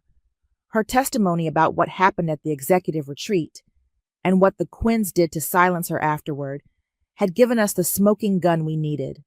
Now it was time to use it. You ready for this? Bailey asked, setting up our files. I've been ready for 3 years. Sophia was connecting her laptop to the projector. All the evidence is queued up. Email chains, financial records, witness statements. We've got them cornered. At 9:55, the door opened. Riley Gibson walked in first, followed by 2 other Quinn Corp lawyers I didn't recognize. Then Monica Quinn entered, her face a mask of cold fury. And finally, Allie. He stopped dead when he saw me sitting at the plaintiff's table. What the hell is she doing here? He demanded. Ms. Annalise is lead counsel for the plaintiffs, the court reporter said matter-of-factly. Allie's face went through several shades of red. This is a conflict of interest. She can't. Sit down, Allie, Riley said quietly. We'll deal with this later. Allie took his seat across from me, his eyes burning with rage. You think you're clever, don't you? I think I'm prepared. Are you? The deposition began with standard questions. Allie's role at the company, his knowledge of HR policies, his involvement in personnel decisions. He answered smoothly, the practiced executive giving rehearsed responses. Then I pulled out the first email. Mr. Quinn, do you recognize this communication dated March 15th, 2022? Allie glanced at the document, his jaw tightening. I receive hundreds of emails every day. I can't be expected to remember. This one's about Sarah Martinez. You wrote, and I quote, she's threatening to go public about the executive retreat incident. Offer her whatever it takes, but if she won't take money, we need alternative solutions. Do you recall writing that? I don't recall the specific wording. Your Honor, Riley interrupted, this document was obtained through illegal means. The document was provided by a Quinn Corp employee exercising their whistleblower rights, I said. Mr. Quinn, what did you mean by alternative solutions? Allie's composure was starting to crack. I meant legal alternatives, other ways to resolve the dispute, such as mediation, arbitration. I pulled out another document. This is a receipt for $50,000 paid to a private investigation firm, authorized by you, dated 1 week after the Sarah Martinez email. What was this payment for? I don't recall. The invoice says comprehensive background investigation and ongoing surveillance. Who were you investigating, Mr. Quinn? Riley was whispering urgently in Allie's ear, but Allie pushed him away. This is harassment, Allie said. You're twisting everything to fit your narrative. Am I? Let me show you something else. I nodded to Sophia, who pulled up a video on the projector. This is security footage from Sarah Martinez's apartment building in Phoenix, taken 3 days after your private investigators were hired. The video showed 2 men in suits approaching Sarah's door.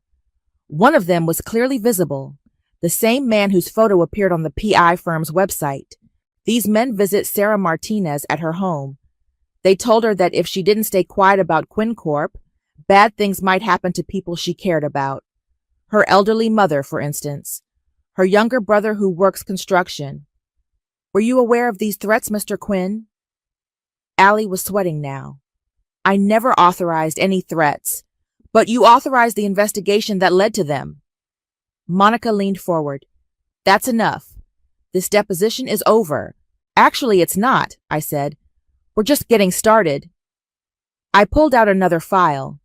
Let's talk about Jennifer Walsh.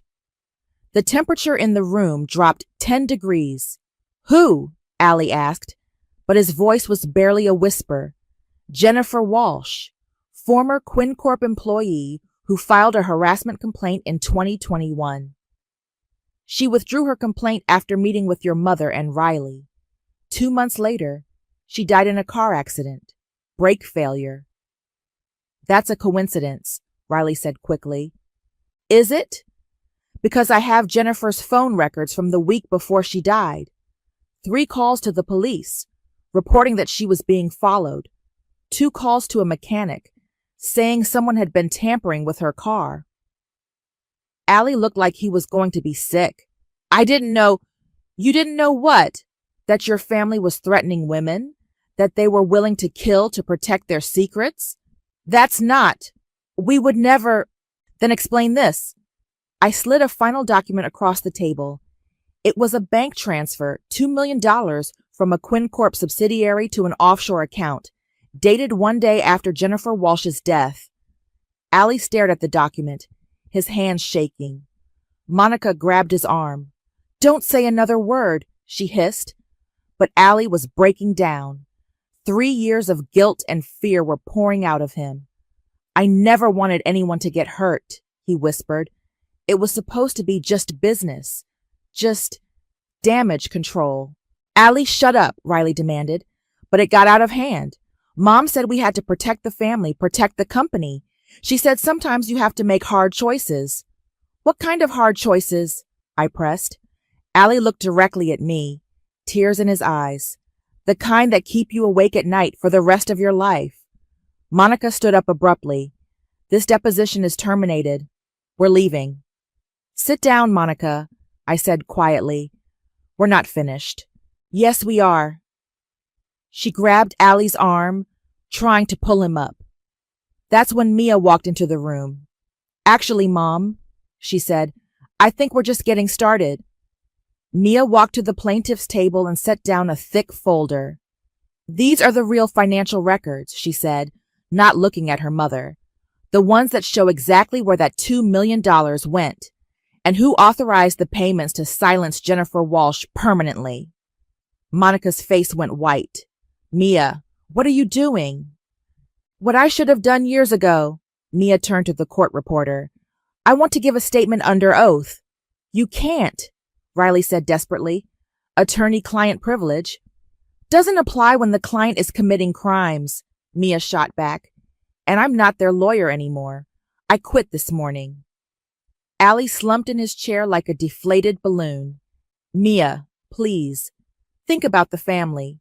I am thinking about the family, about my daughter, about the kind of world I want her to grow up in.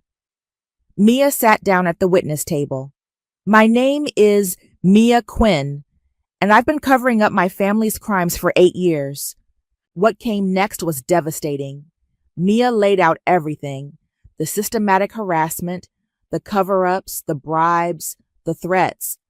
She detailed how Monica had orchestrated Jennifer Walsh's murder, making it look like an accident, how they'd used private investigators to stalk and intimidate dozens of women, how the entire Quinn empire was built on silencing victims and destroying lives. The brake line tampering was my mother's idea, Mia said, her voice steady despite the tears streaming down her face. She said Jennifer was going to cost us everything if she went public, so they made sure she couldn't. Monica stood up abruptly. I don't have to listen to this. Yes, you do, I said, because in about 10 minutes, FBI agents are going to walk through that door with arrest warrants. You can sit here and maintain some dignity, or you can run and make it worse for yourself. You're bluffing. That's when my phone buzzed. Text from Harley. FBI is in the building. 30 seconds. Am I? The door burst open. 6 federal agents in bulletproof vests flooded the room. Monica Quinn, you're under arrest for conspiracy to commit murder, obstruction of justice, and racketeering, the lead agent announced. Monica's composure finally cracked. This is insane. You can't prove anything. Actually, we can. Agent Rodriguez held up a warrant. We've been building this case for months. Your daughter's testimony today just gave us the final pieces we needed. They cuffed Monica and Riley. Allie just sat there, staring at his hands. Allie Quinn, Agent Rodriguez continued, you're under arrest for conspiracy, obstruction of justice, and accessory to murder. I never killed anyone, Allie whispered. No, but you helped cover it up, and you authorized the harassment campaign that drove 3 women to attempt suicide. As they led the Quinns away, Allie looked back at me one last time. I'm sorry, Annalise, for everything. I didn't respond. There was nothing left to say. The aftermath was swift and brutal. Quinn Corp's stock crashed within hours of the arrests. The board fired every executive connected to the scandal and brought in a crisis management team. The company settled our class action lawsuit for $847 million, the largest sexual harassment settlement in corporate history. But the real victory wasn't the money. 37 women are getting justice, Olive said at our press conference. 37 women who were told their voices didn't matter, that they were disposable. Today, the world knows they were wrong. The settlement funded our legal foundation for the next 20 years. We opened offices in 12 cities, hired 50 attorneys, and helped thousands of women fight back against workplace abuse. Sarah Martinez used her portion of the settlement to start a nonprofit helping other corporate whistleblowers. No one should have to live in fear for telling the truth, she said. Monica was sentenced to 15 years for conspiracy to commit murder. Riley got 12 years for racketeering. Allie received 8 years for obstruction of justice and conspiracy. Mia testified at all their trials. She lost her law license, but gained something more valuable, her conscience.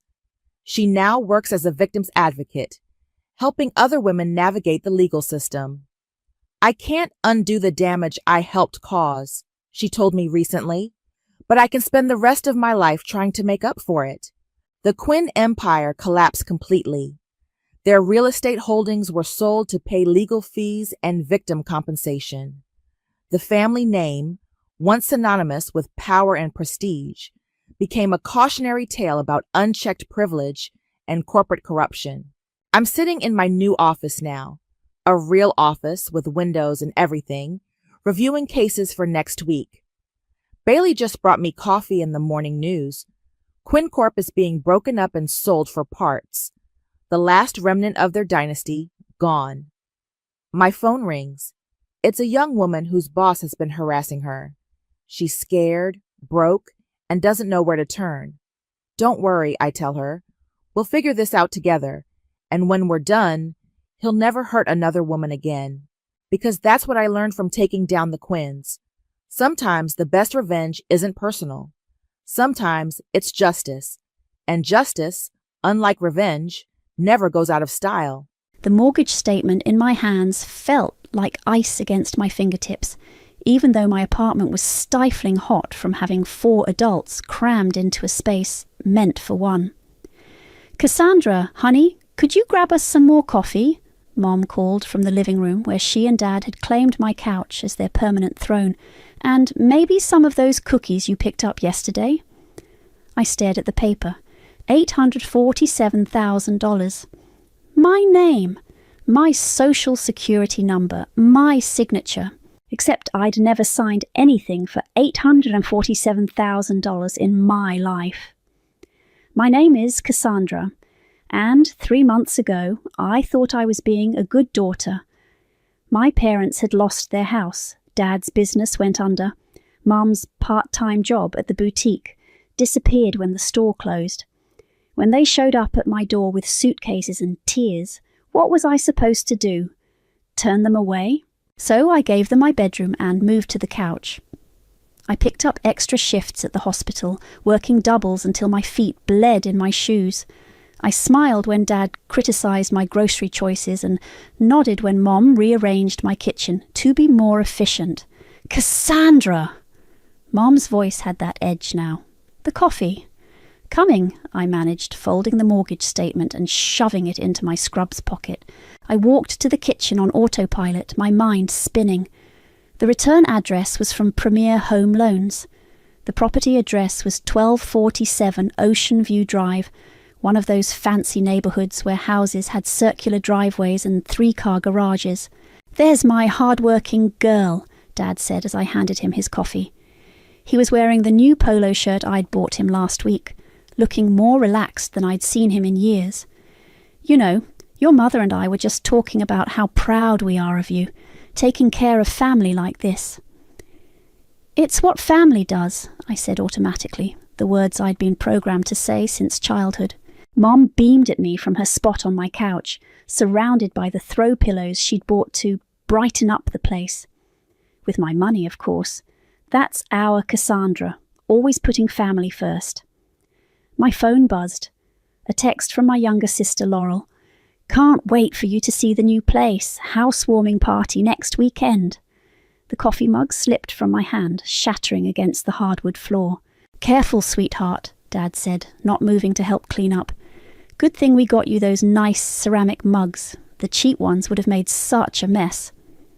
I knelt down, picking up pieces of broken ceramic while my mind raced. Laurel's new place. $847,000. My signature.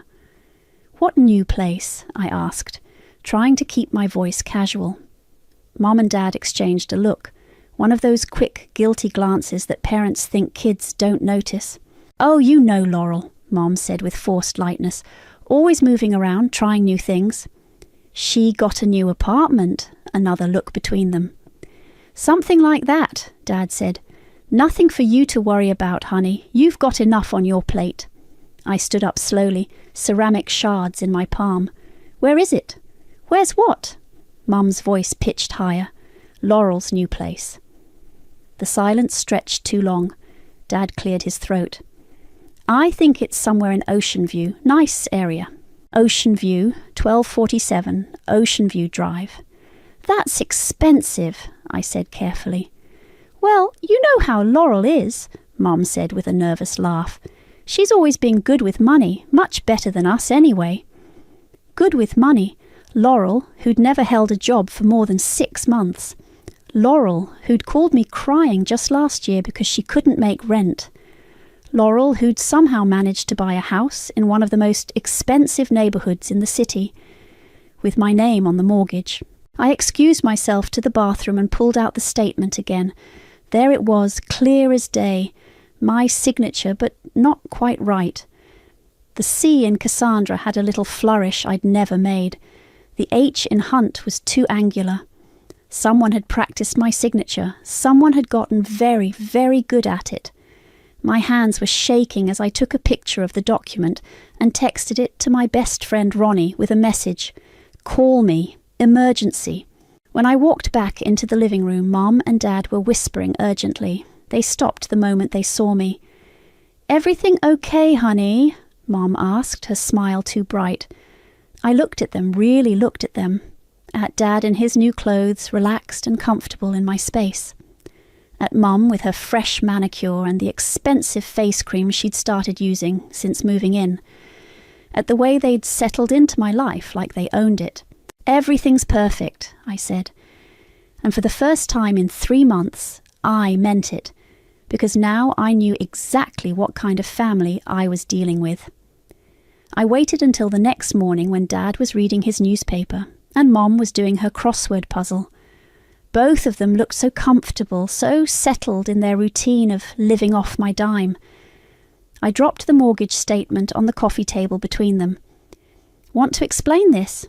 Dad's newspaper crinkled as his hands tightened. Mum's pen froze mid-word.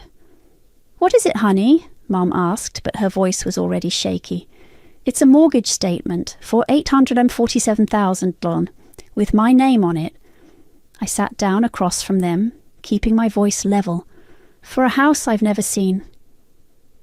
The silence stretched until Dad finally folded his newspaper with deliberate precision.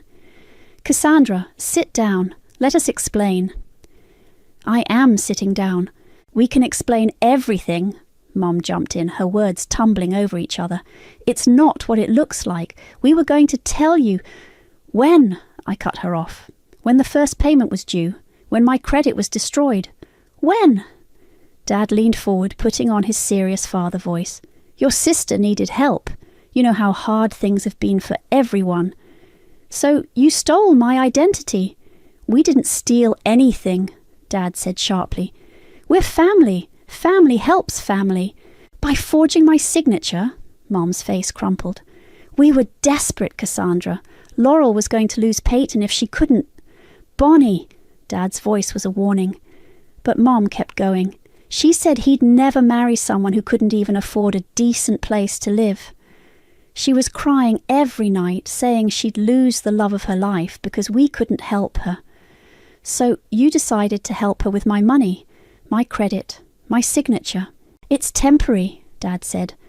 Laurel's going to pay it back. She's got that new job. What new job? Last I heard, she was between opportunities. Another guilty look between them. She's figuring things out, Mom said weakly. I laughed, but there was no humour in it. She's figuring things out with an $847,000 house. The payments aren't that bad, Dad said, and your credit is excellent. You'll barely notice. I'll barely notice. I stood up so fast the coffee table shook. I'll barely notice an extra $4,000 a month? Mom gasped. It's not $4,000 plus insurance, plus taxes, plus maintenance. I was pacing now, my voice getting louder. Did you think I was stupid? Did you think I wouldn't find out? We were going to tell you, Dad said, once everything was settled. Once what was settled, once you'd destroyed my financial future, once I was so deep in debt I could never dig out. Don't be so dramatic, Dad snapped. You're a nurse, you make good money, and it's not like you have any other expenses. No husband, no kids, no life, right? Just good old Cassandra, working herself to death to support everyone else. Mum started crying. We raised you better than this. Family comes first, always. Family comes first? I turned on her. Where was family when I was working 16-hour shifts to keep this roof over our heads? Where was family when I gave up my bedroom, my privacy, my savings?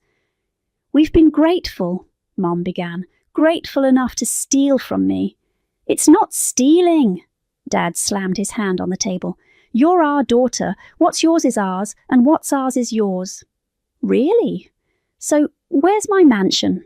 The front door opened, and Laurel walked in like she owned the place. which I realised she probably thought she did. "Hey, family!" She was glowing, practically bouncing. "I brought coffee for everyone," and she stopped when she saw our faces. "What's wrong?" I held up the mortgage statement. "Congratulations on your new house." Laurel's face went through several expressions: surprise, guilt, defiance, and finally that smug smile I'd seen 1,000 times growing up. "Oh, you found out," she shrugged. "I was going to tell you at the housewarming party." "You were going to tell me that you stole my identity." "I didn't steal anything. Mom and Dad helped me get qualified for the loan. It's not like you were using your credit for anything important."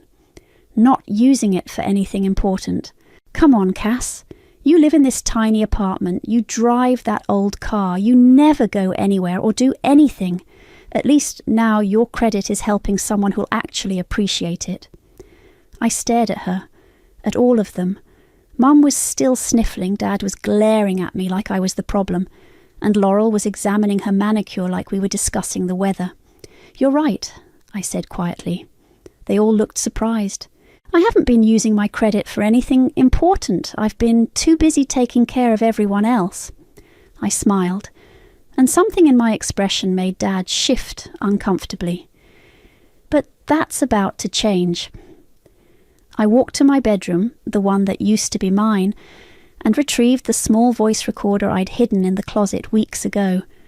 The one I'd been using to document every conversation, every admission, every casual mention of their plans. "Excuse me," I said, still smiling. "I have some phone calls to make." I locked my bedroom door and spread the voice recorder files across my laptop screen. 3 weeks of recordings, 3 weeks of conversations I'd suspected were happening but never wanted to believe.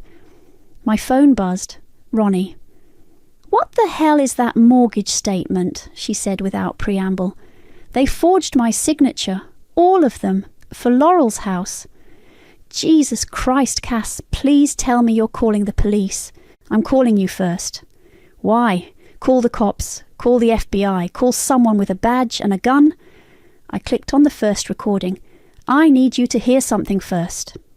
The audio was crystal clear, Dad's voice. "Try it again. The C needs more of a loop. Cassandra always makes her C with that little loop." Then Mom. "Like this. Better now the H in Hunt. See how she makes it? More vertical lines. This feels wrong, Patrick." "It's not wrong. It's family. Cassandra would do this herself if she understood how important it is for Laurel." Ronnie was quiet for a long moment. "Holy shit. They practiced forging your signature." "There's more." I clicked the next file. Laurel's voice bright and excited. "Did you see Peyton's face when I showed him the house? He's already talking about setting a date. This is perfect." "Mum, I just wish we didn't have to use Cassandra's..." "Use what? Her credit that's just sitting there doing nothing? Come on, Mom. She's never going to buy a house. She's never going to get married. At least this way her good credit is helping someone." "Dad, Laurel's right. Cassandra's always been the practical one. She'll understand." "Understand what? That you're stealing from me?" Ronnie's voice was tight with anger. "How long have you been recording them?" "Since the second week they moved in. I had this feeling..."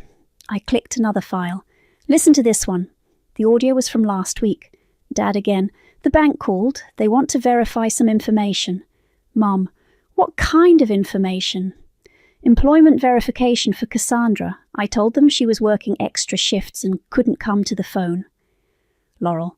"What if they want to talk to her directly?" Dad. "They won't.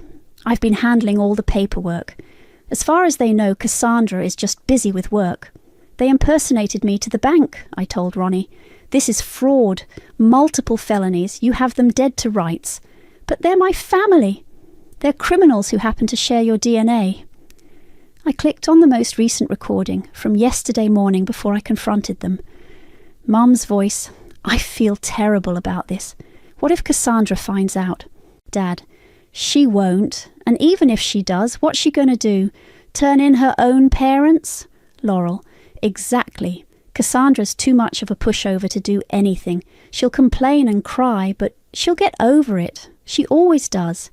She always does, I repeated to Ronnie. Not this time.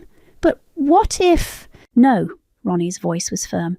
No what ifs. They stole your identity, they committed fraud, they're destroying your financial future for your spoiled sister's mansion, and they're counting on you being too weak to stop them. I heard voices in the living room. They were talking about me. Hold on, I told Ronnie and crept to the door. She's just upset, Mum was saying. She'll calm down. She better, Dad replied. We can't have her making trouble over this. The closing is next week. The closing is next week? Laurel sounded panicked. What if she tries to stop it? She won't, Dad said confidently. Cassandra's never stood up to us in her life. She's not going to start now. I put the phone back to my ear. Did you hear that? Every word. They're closing next week and they're betting you won't fight back. Maybe I shouldn't. Maybe I should just... Just what? Let them ruin your life. Cass, listen to me. I've seen what identity theft does to people. It takes years to recover from. Years. And they're not planning to pay this back. They're planning to stick you with the bill while your sister plays house. I clicked on one more file. This one made my blood run cold. Dad's voice. If Cassandra becomes a problem, we'll figure something out. Maybe she needs to move out. Find her own place. Mum. But where would she go? Not our problem. We raised her, fed her, put a roof over her head for 18 years. She owes us, Laurel.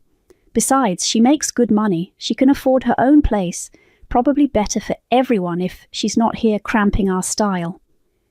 They're planning to kick me out, I whispered to Ronnie, out of my own apartment, after they've destroyed your credit and stuck you with a mortgage you can't afford. I trusted them. I know, but trust is a two-way street, and they've been driving the wrong way for months.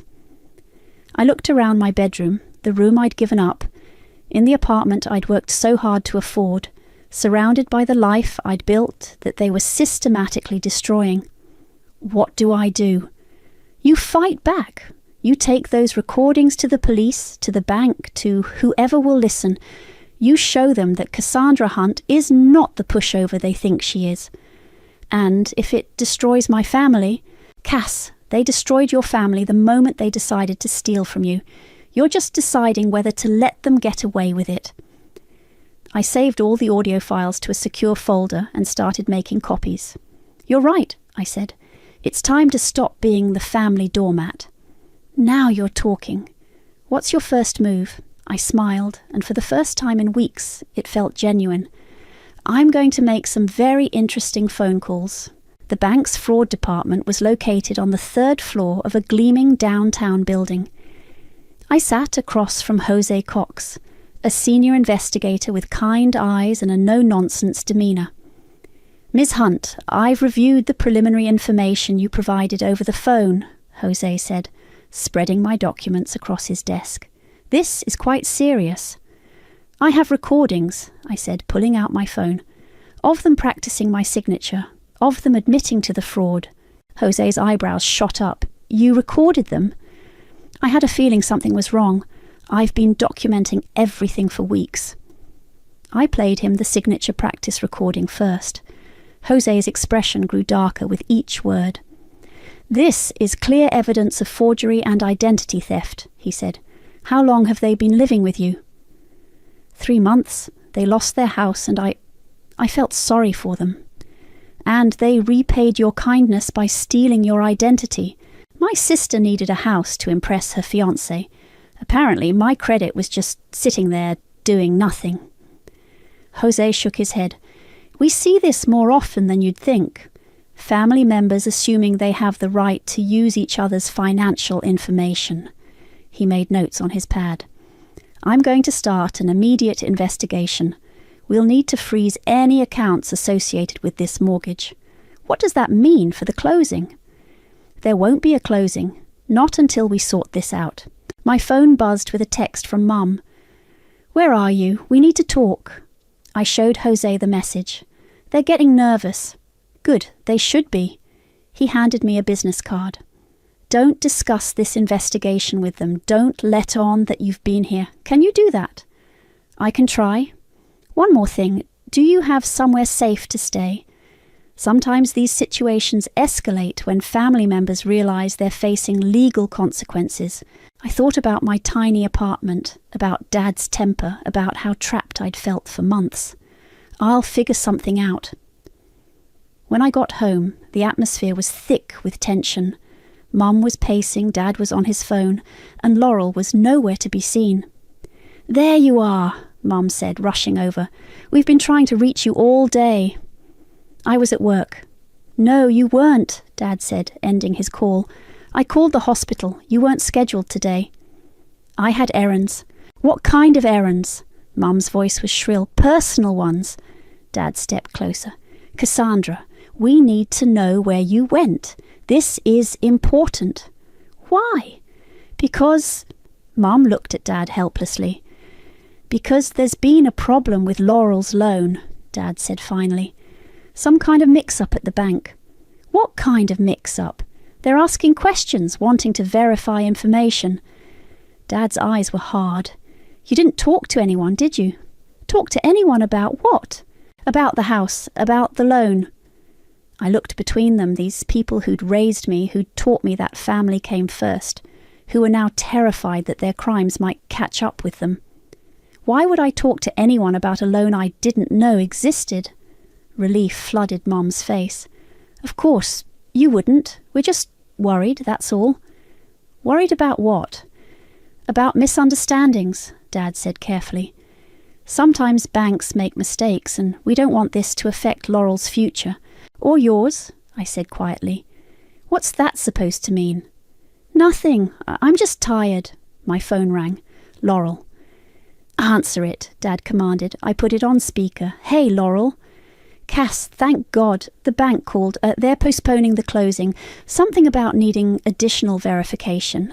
Her voice was panicked. "You didn't say anything to anyone, did you?" "Say anything about what?" "About the loan. About Mom and Dad helping me." "I didn't know Mom and Dad were helping you until yesterday." Good, that's good." She sounded like she was hyperventilating. "Because if anyone asks, you were totally on board with this. You wanted to help your sister, right?" I looked at my parents, both staring at me with desperate eyes. "Right, Cass," Laurel pressed. "I always want to help family," I said, which was technically true. "See," Dad said after I hung up, "this is just a temporary setback. Banks are paranoid these days." "Maybe you should call them," Mom suggested. "Explain that you're fine with the loan." "Maybe I should." "Really?" Hope crept into her voice. "Sure, I'll call them first thing tomorrow." Dad clapped me on the shoulder. "That's my girl. I knew you'd come through for family." "Family first, right?" "Always." That evening, Laurel showed up with takeout and champagne. "I know things got a little heated yesterday," she said, setting bags on the counter, "but I wanted to celebrate. Even with the delay, we're going to be neighbours soon. Well, sort of neighbours. Ocean View is only 20 minutes away." "How thoughtful. And I got you something." She handed me a small wrapped box. "An early housewarming gift, for when you come visit." Inside was a keychain with a tiny house charm. "It's beautiful. I had it engraved." She turned it over. "Best sister ever."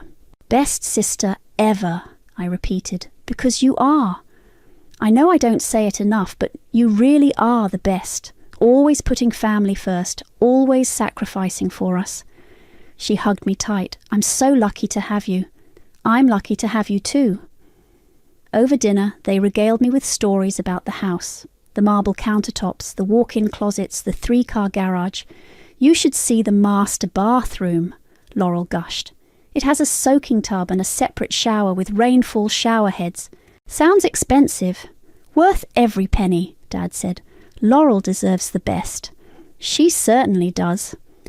After they went to bed, I sat in my kitchen with the keychain, turning it over in my hands. Best sister ever. I took a photo of it and texted it to Ronnie with a message. "Guess what I got for helping destroy my own credit?"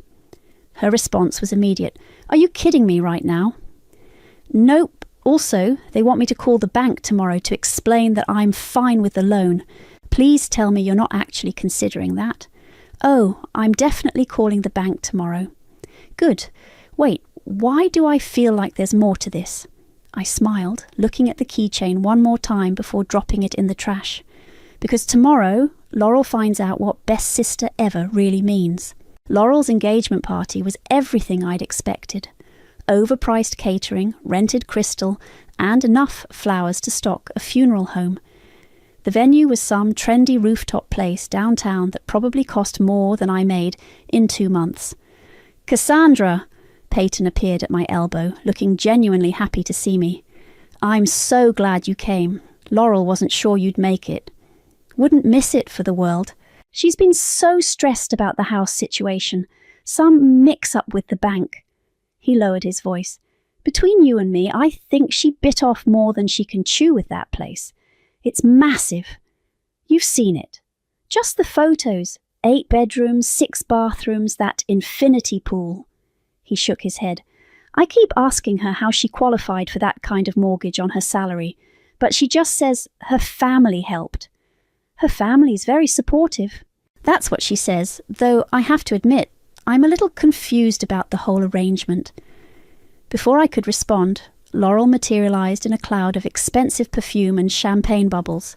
Cass, you made it! She air-kissed both my cheeks. Isn't this amazing? Peyton's parents flew in from Seattle. His whole family is here. It's beautiful. Come on, I want you to meet everyone. She grabbed my arm. This is my sister Cassandra. She's a nurse. She's been taking care of our parents since they fell on hard times. Isn't she just the sweetest? The next hour was a parade of introductions and small talk. I smiled and nodded and played the role of the devoted sister while my phone recorded everything from my purse. Cassandra's been such a lifesaver, Mom gushed to a group of Peyton's relatives. When we lost our house, she immediately took us in, gave us her own bedroom. How generous, Peyton's mother said. She's always been the giver in the family, Dad added. Never thinks of herself. Just last week she was saying how happy she was that we could help Laurel with her house. Oh, that's wonderful. Family helping family. Exactly, Dad beamed. Cassandra's credit was just sitting there unused, so we figured why not put it to good use. Peyton's mother looked confused. Her credit? Well, you know how these things work, Dad said quickly. Family finances, everyone pitching in where they can. I excused myself to the bathroom, my phone burning a hole in my purse. In the mirror, I looked like someone playing dress-up, wearing a cocktail dress I'd bought for the occasion, smiling a smile that didn't reach my eyes. The bathroom door opened and Mom slipped in. Cassandra, honey, we need to talk. About what? About what you said to the bank today. I'd called Jose that morning to confirm the investigation was proceeding. I didn't say anything to the bank. Don't lie to me. They called this afternoon. They're freezing the loan pending some kind of investigation.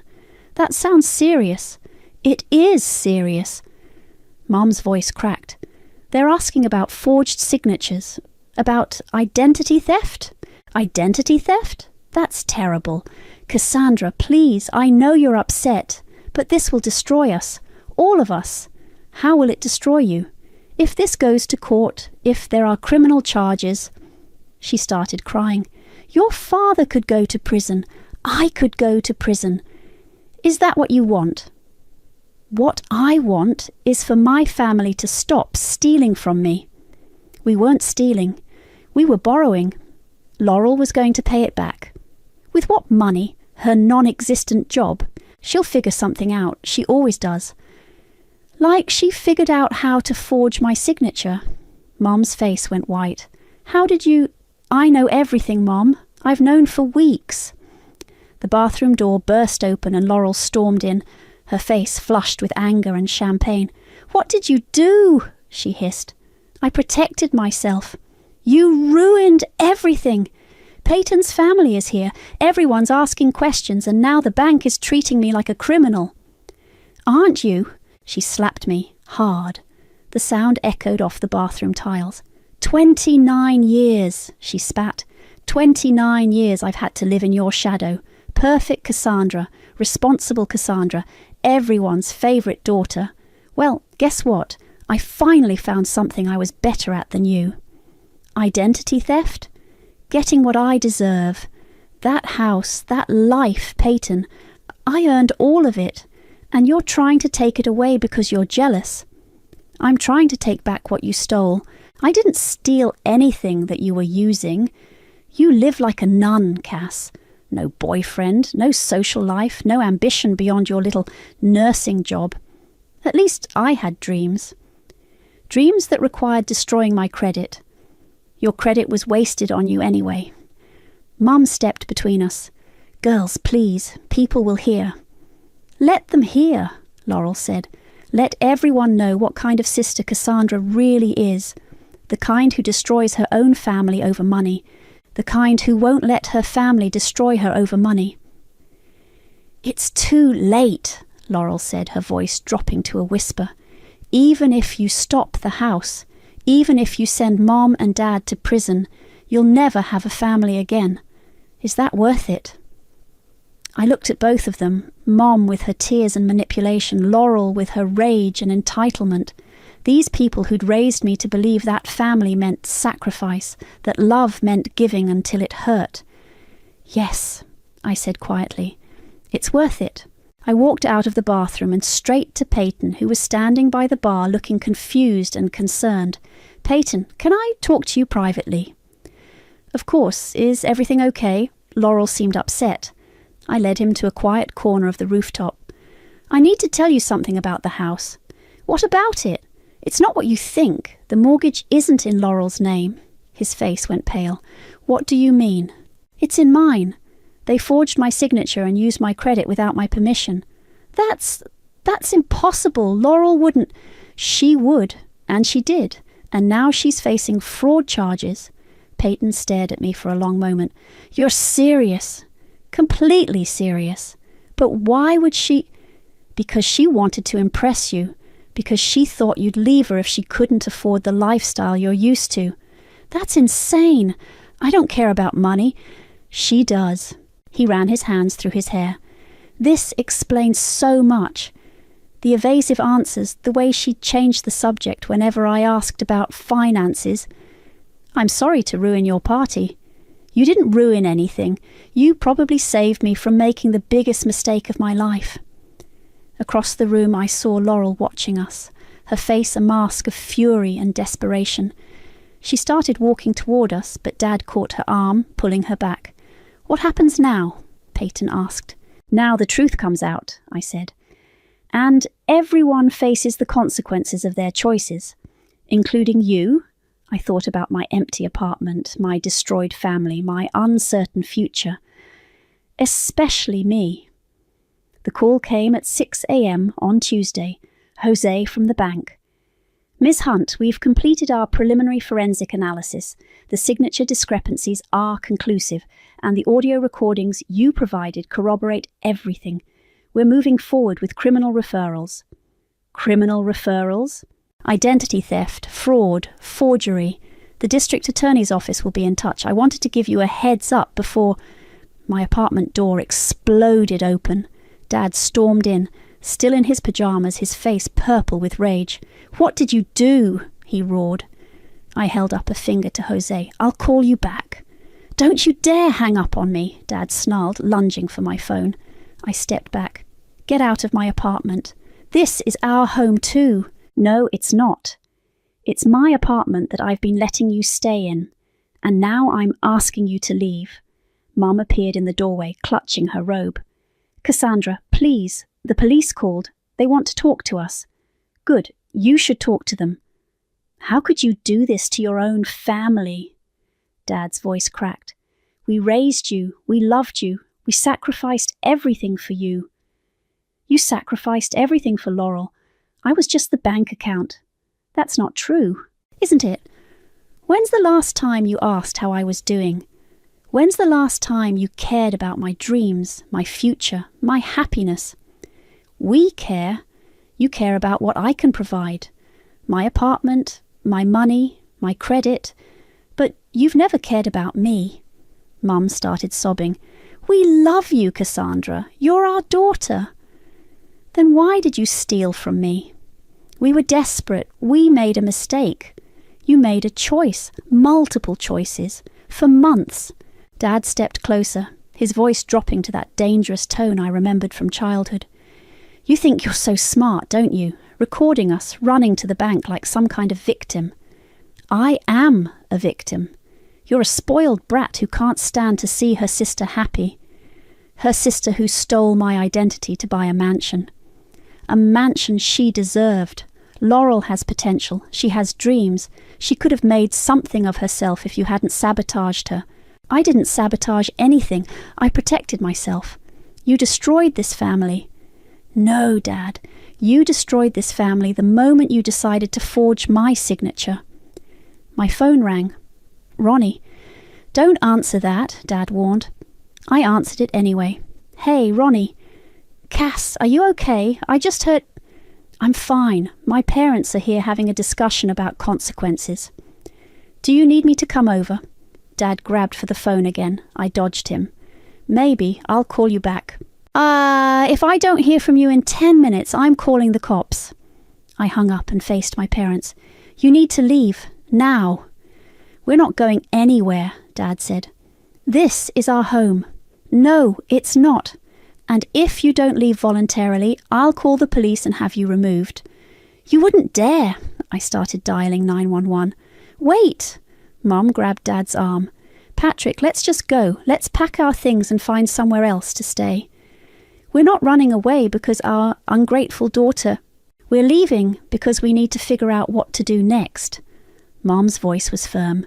"Fighting with Cassandra isn't going to help anything." Dad stared at me with pure hatred. "This isn't over." "Yes, it is. You think you've won something. You think destroying your family makes you strong. I think protecting myself makes me smart. You'll regret this. When you're old and alone, when you have nobody left who cares about you, you'll remember this moment. I'll remember the moment I finally stood up for myself." They packed in angry silence, throwing clothes into suitcases while muttering about betrayal and ingratitude. I sat at my kitchen table watching them dismantle the life they'd built in my space. "Where will you go?" I asked Mom as she folded her clothes.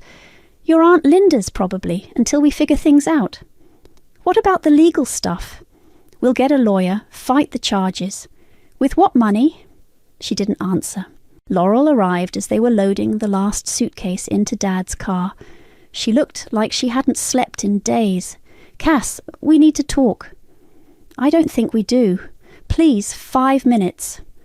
I followed her to the parking lot where my parents were waiting by their car. "I talked to Peyton," she said without preamble. "Good. He broke up with me." "I'm sorry." "No, you're not." Her voice was flat, emotionless. "You're glad. You've always been jealous of me." "I've never been jealous of you, Laurel.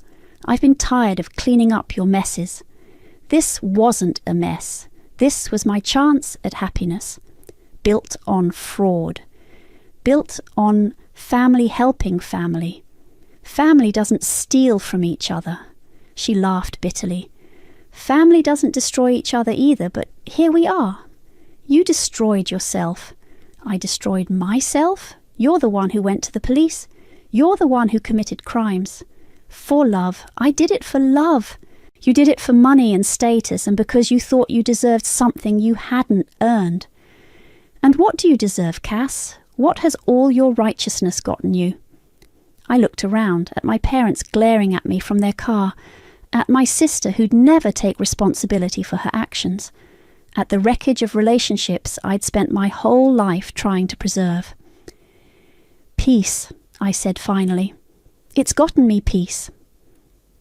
"Enjoy your peace," Laurel said. "Enjoy it all alone." They drove away without looking back. I stood in the parking lot for a long time, watching their taillights disappear into traffic. My phone buzzed.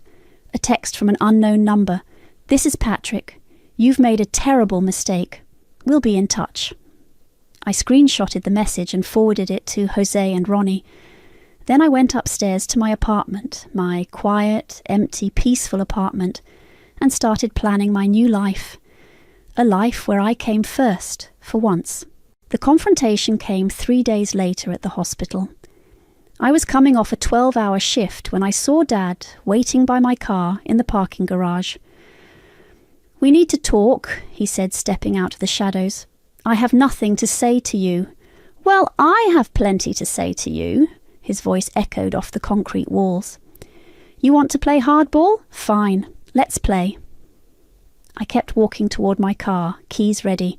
"Move away from my vehicle." "Or what? You'll call the cops? Add harassment to the list of charges against your dear old dad?" "If I have to." He laughed, but there was no humour in it. "You know what's funny? I actually thought you had some backbone for once. Turns out you're just vindictive. I'm protecting myself. You're destroying innocent people." "Innocent?" I stopped walking. "You forged my signature. You stole my identity. You committed multiple felonies. What part of that is innocent? The part where we did it for family. You did it for Laurel. You've always done everything for Laurel. Because Laurel has potential. Laurel could have made something of herself. And I couldn't. Look at you, Cassandra. 30 years old, no husband, no kids, living in a shoebox apartment, working a job that barely pays the bills. What kind of life is that? It's my life, and it was fine until you decided to steal it. We were trying to help you have a purpose, give your life meaning, by destroying my credit and sticking me with debt I can't afford. By making you part of something bigger than yourself. I stared at him. You really believe that, don't you? You actually think you were doing me a favour. I think we were being a family, but you wouldn't understand that. You've always been selfish. Selfish? I gave you my bedroom. I worked extra shifts to pay for your food, your clothes, your comfort. I sacrificed everything for you, and we were grateful. But gratitude doesn't pay for Laurel's future. Neither does identity theft. It would have if you hadn't interfered. My phone rang. Jose from the bank. "Don't answer that," Dad warned. I answered it anyway. "Hi, Jose. Ms. Hunt, I'm calling to let you know that law enforcement is ready to make arrests. They'll be moving forward tomorrow morning." Dad stepped closer, trying to hear the conversation. "That's good news," I said. "There's something else. Your father has been calling the bank, claiming you're mentally unstable and that the recordings were fabricated." "He what?" "He's trying to discredit your testimony. He's also claiming that you gave permission for the loan and are now having regrets." Dad was close enough now to hear Jose's voice. "That's interesting," I said, "because I have him on recording making those exact claims." Dad's face went white. "You're recording this conversation?" Jose asked. "I'm recording everything now, for my own protection." "Smart. I'll make sure the investigators know about these latest developments." I hung up and looked at Dad. "Mentally unstable? Really? You are unstable. Look what you're doing to your own family." "I'm holding my family accountable for their crimes. We're not criminals, Cassandra. We're desperate parents who made a mistake. A mistake that you've been covering up and lying about for months, because we knew you'd overreact, just like you're doing now. Overreact. You stole my identity. We used your credit to help your sister. There's a difference. Not legally, there isn't. Legally doesn't matter. Family matters. Blood matters. Then why didn't my blood matter when you were forging my signature?" He stepped even closer, his voice dropping to a whisper. "You want to know why? Because you're not really family, Cassandra. You're just the responsible one. The one who pays the bills and cleans up the messes and never asks for anything in return." "You're right, I never asked for anything, but I'm asking now." "Asking for what? Justice?" "Justice?" He laughed. You want justice? Fine. But remember this conversation when you're sitting alone in your empty apartment, wondering why nobody loves you anymore. At least I'll know they never really loved me to begin with. We did love you. We do love you. No, you love what I could provide. There's a difference. A security guard appeared at the end of the parking garage. "Everything okay here?" Fine, Dad called out. Just a family discussion. The guard looked at me. Mom, actually no.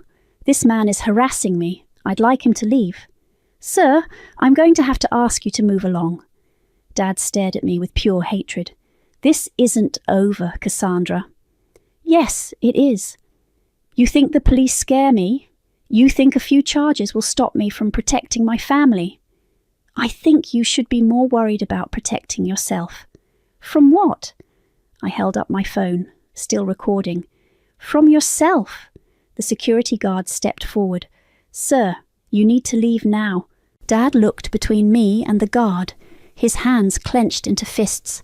For a moment I thought he might actually hit me. Instead he leaned close and whispered, You'll regret this for the rest of your life. The only thing I regret is waiting so long to stand up to you. He walked away without another word, his footsteps echoing through the garage. The security guard waited until Dad's car disappeared before turning to me. You want me to file a report? No, but thank you, I've got everything documented. You sure you're safe? I looked at my phone, at the recording that would be evidence, at the trail of documentation I'd been building for weeks. I'm sure. But as I drove home, I couldn't shake the feeling that Dad was right about one thing. This wasn't over. Not yet. The arrests happened on a Thursday morning. I was at work when Ronnie called. It's done, she said. They picked up your parents at your aunt's house an hour ago. Laurel turned herself in with a lawyer. I sat down heavily in the break room chair. How do you know all this? Jose called me, figured you'd want to hear it from a friend first. What are the charges? Identity theft, fraud, forgery, conspiracy. Your dad's looking at the most time since he was the ringleader. My supervisor, Fatima, poked her head into the break room. Cassandra, there's someone here to see you. I followed her to the lobby where Peyton was waiting, looking exhausted and older than his 36 years. I'm sorry to bother you at work, he said. I just wanted to thank you. Thank me? For telling me the truth. I know it couldn't have been easy. It wasn't. I've been thinking about what you said, about Laurel thinking I'd leave her if she couldn't afford the right lifestyle. He shook his head.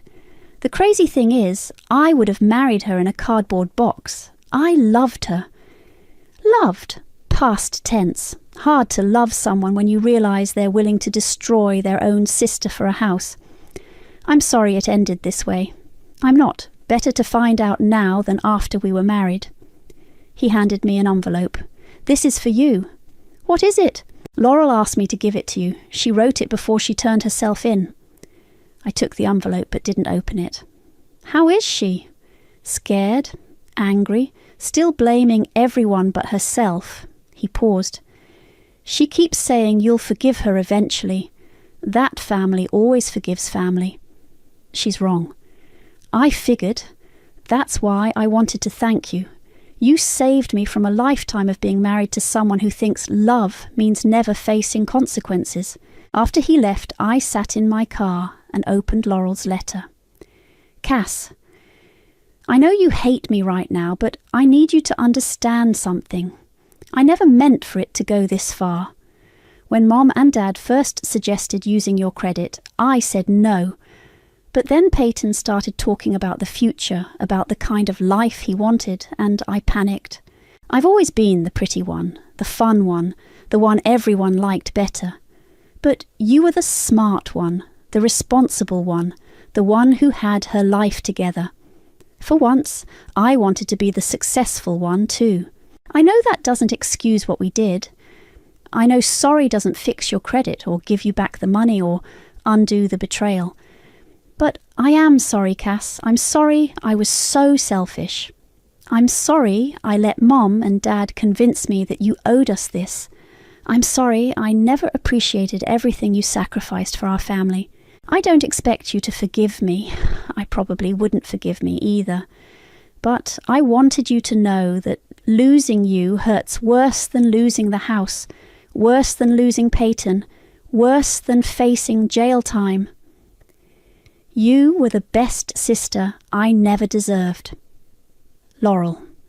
I folded the letter and put it back in the envelope. Then I drove to the police station.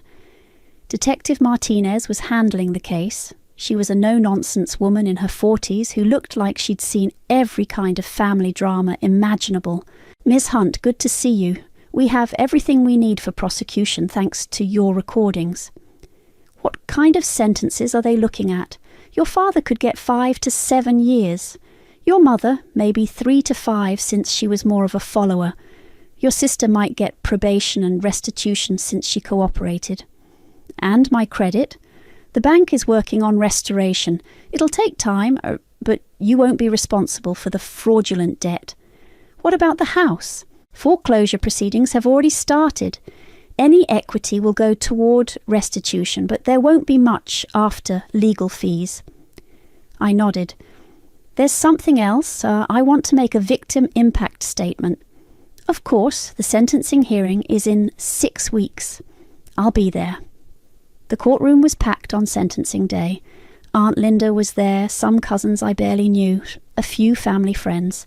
They all looked at me like I was the villain in this story. When it was my turn to speak, I walked to the podium and looked at my parents sitting at the defendant's table. Dad stared straight ahead, refusing to meet my eyes. Mum was crying silently.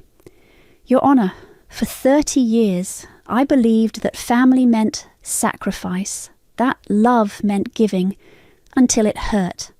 That being a good daughter meant putting everyone else's needs before my own." I looked at Laurel in the gallery. She was crying too. I worked double shifts to support my parents when they lost their home. I gave up my bedroom, my privacy, my savings. I did it gladly because I thought that's what family meant. Dad finally looked at me, his expression unreadable. "But family isn't supposed to steal from each other. Love isn't supposed to destroy the person who gives it. And sacrifice isn't supposed to be one-sided." Mum's crying got louder. The defendants didn't just steal my identity.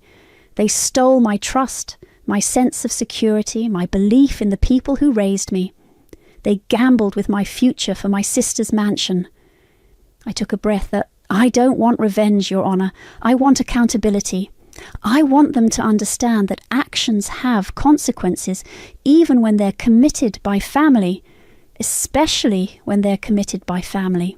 I sat down. The judge sentenced Dad to 4 years, Mum to 2 years suspended with probation, and Laurel to community service and restitution. As they led Dad away in handcuffs, he finally looked at me. "I hope it was worth it," he said. "It was," I replied. Outside the courthouse, Ronnie was waiting. "How do you feel?" she asked. "Free. Any regrets?" I thought about the letter in my purse, about the family I'd lost, about the years of manipulation and guilt that were finally over. "Just one." "What's that?" "That it took me 30 years to realize I was worth protecting." We walked to her car together, leaving the courthouse and my old life behind. "So, what now?" Ronnie asked. "Now I figure out who I am when I'm not busy being everyone else's doormat." "Any ideas?" I smiled, feeling lighter than I had in years. "I'm thinking I might start with getting my bedroom back." For the first time in my life, I was putting myself first, and it felt amazing. The sound of Tatum's fake sobbing filled the lawyer's office like nails on a chalkboard. I sat in the corner chair, watching my stepmother dab her eyes with a tissue that somehow never smudged her perfect makeup, while her 3 kids flanked her like vultures waiting for roadkill. My name is Viviana, and I was about to learn exactly how little my father thought of me. "Kevin was such a generous man," Tatum whispered, her voice trembling with practiced grief. "He always put family first." I wanted to laugh. Or scream. Maybe both. Jennifer, Dad's longtime lawyer, cleared her throat and adjusted her reading glasses. She'd known my father since before I was born, back when Mom was still alive. Now she sat behind that massive oak desk, looking like she'd rather be anywhere else. "Shall we proceed with the reading?" Jennifer's voice was crisp, professional. Tatum nodded, squeezing Paris's hand. My 21-year-old stepsister was already calculating numbers in her head. I could see it in her eyes. Maximilian, 23 and insufferably smug, leaned back in his chair like he owned the place. Even 19-year-old Hayden had that hungry look. I just sat there, numb. Dad had been gone 3 days. 3 days since the heart attack took him while I was across town at work. Unreachable. 3 days since Tatum called me with the news, her voice dripping with false sympathy. "The last will and testament of Kevin Richards," Jennifer began, her voice steady. "To my beloved wife Tatum, I leave the entirety of my liquid assets, including all bank accounts, investment portfolios, and stock holdings." Tatum's sob caught in her throat. Paris squeezed her mother's hand tighter. "Additionally, to Tatum and her children, Paris, Maximilian, and Hayden, I bequeath my life insurance policy, valued at $500,000 to be divided equally among them." The room went silent except for Tatum's sniffling. I felt like I was watching this happen to someone else. Jennifer continued. "To my daughter Viviana, I leave the family home at 1247 Oakwood Drive, along with all contents therein." That was it. The house. The falling apart, money pit house that Dad had been meaning to renovate for years. Paris couldn't contain herself. "Seriously? That dump?" "Paris!" Tatum hissed, but she was smiling. Maximilian let out a low whistle. "Wow, Viv. Lucky you. At least someone will finally fix that roof," Hayden added, grinning. I stared at Jennifer, waiting for more. Waiting for the part where Dad explained this was some kind of test, or that there was another account somewhere, or literally anything that showed he hadn't just thrown me away like garbage. But Jennifer was folding the papers. "That concludes the reading." "Wait," I said, my voice barely audible. "That's it?" Jennifer's eyes softened slightly. "I'm sorry, Viviana." Tatum stood up, smoothing her black dress. "Oh, honey." She moved toward me with arms outstretched. "I know this must be difficult." I stood up so fast my chair scraped against the floor. "Don't." "Viviana, we're family," Tatum said, her voice sickeningly sweet.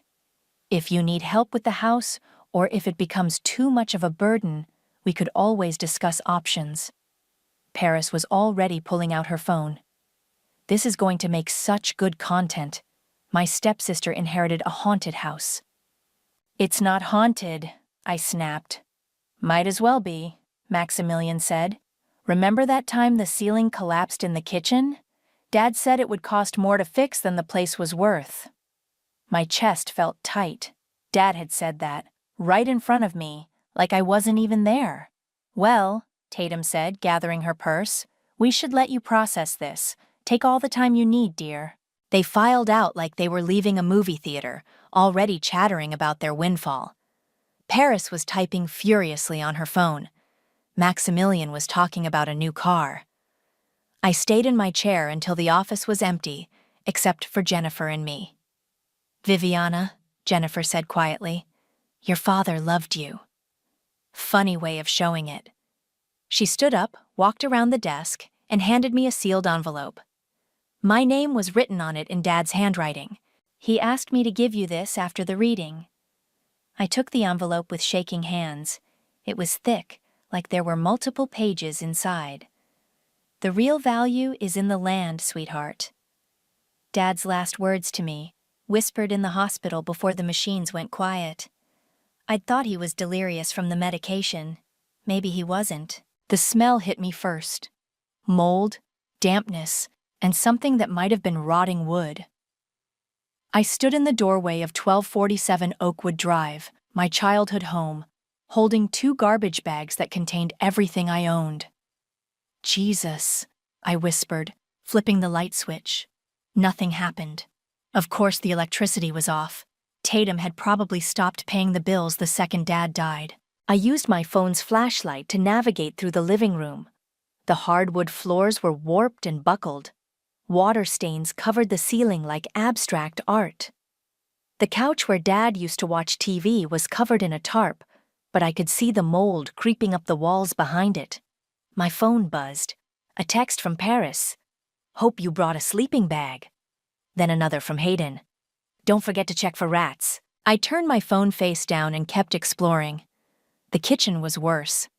The ceiling had partially collapsed, leaving a gaping hole that showed the rotted beams above. Black mold covered the walls like cancer. My phone rang. Unknown number. Hello? Viviana, this is Paris. I'm doing a live stream and my followers want to see your new mansion. Can you give us a tour? I could hear giggling in the background. No. Come on, it'll be fun. I'll tag you. You might even get some followers out of it. I said no. Fine, be boring, but I'm totally posting the photos Hayden took when he drove by earlier. The outside looks like a horror movie set. She hung up. Within minutes, my phone was buzzing with notifications. Instagram, TikTok, Twitter. Photos of the house with captions like, "When your stepdad leaves you the family dump," and "Inheritance goals." I sat on the front steps and pulled out Dad's envelope. My hands were shaking as I tore it open. Inside was a handwritten letter and what looked like an old survey map of the property. "My dearest Viviana," the letter began. "If you're reading this, then you know about the will. I know it seems unfair, but trust me when I say appearances can be deceiving. The house may look worthless, but the land beneath it tells a different story. Look at the survey map. Check the property lines. The real treasure isn't in bank accounts. It's in what lies beneath your feet. Your mother would be proud of the woman you've become. Don't let them break you. Love, Dad." I unfolded the survey map. It was dated 15 years ago, showing the exact boundaries of the property. The lot was bigger than I remembered. Much bigger. It extended all the way to the creek behind the house and included a strip of land I'd never paid attention to. My phone rang again. This time, it was Jennifer. "Viviana, how are you settling in? The house is falling apart. There's no electricity, no heat, and I'm pretty sure something died in the walls. I was afraid of that. Listen, I need to warn you about something. Tatum's been asking questions about the property. She's claiming there might be code violations that could force you out. Can she do that? If the house is deemed uninhabitable, the city could condemn it. But Viviana, there's something else. I've been doing some research since yesterday. A development company called Gibson Holdings has been quietly buying up properties in your area." My heart started racing. "What kind of development?" "Commercial. Big box stores, restaurants. The kind of thing that would make land values skyrocket." I looked at the survey map again. "Jennifer, how much do you think this property is worth?" "As it stands? Maybe $50,000 for the land minus the cost of demolishing the house. But if it gets rezoned for commercial use..." "How much?" "Potentially millions." I stood up so fast I dropped the phone. When I picked it up, Jennifer was still talking. "Viviana, are you there?" "I'm here. Jennifer, I need you to do something for me. Find out everything you can about Gibson Holdings, when they started buying, what they're planning, everything." "I can do that. But Viviana, be careful. If Tatum finds out what you're looking into..." "She won't." After I hung up, I walked around the property with the survey map, using my phone's flashlight to check the boundaries. The land extended much further than I'd thought. There was even a small section that bordered the main road. Prime commercial real estate. I was so focused on the map that I almost missed the car parked across the street, a black sedan with tinted windows. As soon as I looked in its direction, the engine started and it drove away. But not before I caught a glimpse of the driver. Hayden. My phone buzzed with another notification. Paris had posted a video titled, "Stepsister's Haunted House Tour" with crying, laughing emojis. It already had 300 views. I smiled for the first time in days. Let them laugh. Let them think they'd won. They had no idea what was coming.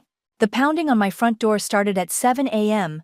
I'd been sleeping on an air mattress in the one room that didn't smell like death, wrapped in every blanket I owned. "Open up. City inspection." I stumbled to the door in my pajamas and opened it to find a man in a hard hat holding a clipboard, flanked by 2 other officials. "Viviana Richards, we've received multiple complaints about code violations on this property. We need to conduct an immediate inspection." "Complaints from who?" The inspector checked his clipboard. "Anonymous tip. Says there's structural damage, mold, potential health hazards." I let them in because I didn't have a choice. They spent an hour documenting every crack, every stain, every broken floorboard. The lead inspector shook his head as he wrote, "Ma'am, I'm sorry, but this property is not safe for habitation. You have 72 hours to vacate before we issue a condemnation order." My phone was already ringing before they left. Tatum. "Viviana, honey, I just heard about the inspection. What a terrible situation." "Cut the crap, Tatum. You called it in. I have no idea what you're talking about. I'm just concerned about your safety. That house has always been a death trap." "Right. Listen, I've been thinking. Maybe we can work something out. I could buy the property from you, take this burden off your hands. I'm thinking 20,000? That's more than fair for a condemned building." I hung up on her. An hour later, Maximilian showed up with Tatum. They didn't bother knocking. "Wow," Maximilian said, walking through the living room like he owned it. "This place is even worse than I remembered." Tatum was wearing designer sunglasses and a white coat that probably cost more than my car. "Viviana, we need to talk." "Get out." "Now, that's no way to speak to family." Tatum sat down on a plastic chair I'd brought from the kitchen. "Max and I have been discussing your situation." "My situation is fine." Maximilian laughed. "Fine? You're living in a condemned house with no electricity. That's not fine, that's pathetic. Watch your mouth." "Or what?" He stepped closer. "You'll throw me out? You can barely take care of yourself." I stood up. "You want to test that theory?" "Enough," Tatum said. "Viviana, be reasonable. The city is going to condemn this place. You'll be homeless. I'm offering you a way out. 20,000 for property that's probably worth 10 times that." Tatum's smile faltered for just a second. "I don't know where you got that idea, but this land isn't worth anything. It's a flood zone for one thing." "Is it?" "Of course it is. Kevin always complained about the drainage issues." I pulled out my phone and showed her the survey map I'd photographed. "Funny, because according to this, the property line extends all the way to the main road. That's prime commercial real estate." Maximilian grabbed for my phone, but I pulled it back. "Where did you get that?" Tatum's voice was sharp now. "Dad left it for me." "That's impossible. Kevin would have told me if the land was valuable." "Would he? The same way he told you about the letter he left me?" Tatum stood up, her composure cracking. "What letter?" I smiled. "The one where he explains exactly why he left me this property." "You're lying." "Am I? Want to bet your 20,000 on it?" Maximilian was pacing now. "Mom, we need to see that letter." "There is no letter," Tatum snapped. "Kevin told me everything." "Did he tell you about Gibson Holdings?" The color drained from Tatum's face. "Oh, he did know," I said. "And you knew too, didn't you? That's why you're so desperate to get me out of here." "I don't know what you're talking about. Gibson Holdings has been buying up every property on this street for the past 2 years. Commercial development, big box stores, the kind of thing that would make this land worth millions." Tatum's hands were shaking. "You can't prove any of that." "Can't I?" I pulled up a web page on my phone. Gibson Holdings, commercial real estate development. Current projects include the Oakwood Shopping Complex, slated for construction on a 12-acre plot on Oakwood Drive. Maximilian grabbed the phone from my hands before I could stop him. His face went white as he read. "Mom," he whispered. Tatum snatched the phone, read for 30 seconds, then threw it back at me. "This doesn't change anything. The house is still condemned." "The house maybe, but not the land." "You can't develop condemned property." "No, but I can sell it to someone who can." Tatum was backing toward the door now. "Viviana, let's not do anything hasty. We're family. We can work together on this." "Like we worked together when you convinced Dad I was a disappointment? Like we worked together when you made sure I wasn't at the hospital when he died?" "That's not—" "Get out." "Viviana, get out." They left, but I could hear them arguing in the driveway. Maximilian's voice was loud enough to carry through the broken windows. "You said the land was worthless. You said Dad was just being sentimental. Shut up and get in the car. How much is it worth, Mom? How much? Their car doors slammed and they drove off, leaving me alone with my racing heart and my father's survey map. I called Jennifer immediately. I need that information on Gibson Holdings, now. I'm already on it. Viviana, there's something else. I just got a call from Leo Hansen. Tatum's lawyer? He's threatening to contest the will, claims your father wasn't of sound mind when he wrote it. I looked around at the moldy walls and broken ceiling. Let him try. The ceiling in the bathroom collapsed at 3 a.m. I woke up to the sound of crashing plaster and water pouring through the hole like a waterfall. By morning, half the house was flooded. I was standing in ankle-deep water trying to figure out where to even start, when my phone rang. Jennifer. Viviana, I have news about Gibson Holdings. Their CEO is Wade Gibson, and he's been very aggressive about acquiring properties in your area. But there's a timeline issue. What kind of timeline? The City Planning Committee meets next month to vote on the rezoning. If Gibson doesn't have all the properties secured by then, the whole project could fall through. I stepped over a chunk of ceiling. How many properties does he need? According to my research, yours is the last one. Everyone else has already sold. So I'm the holdout. Exactly, which means you have all the leverage. But Viviana, there's something else. Leo Hansen filed an injunction this morning. He's claiming the will is invalid and that you're illegally occupying the property. Can he do that? He can try. We have a hearing scheduled for next week.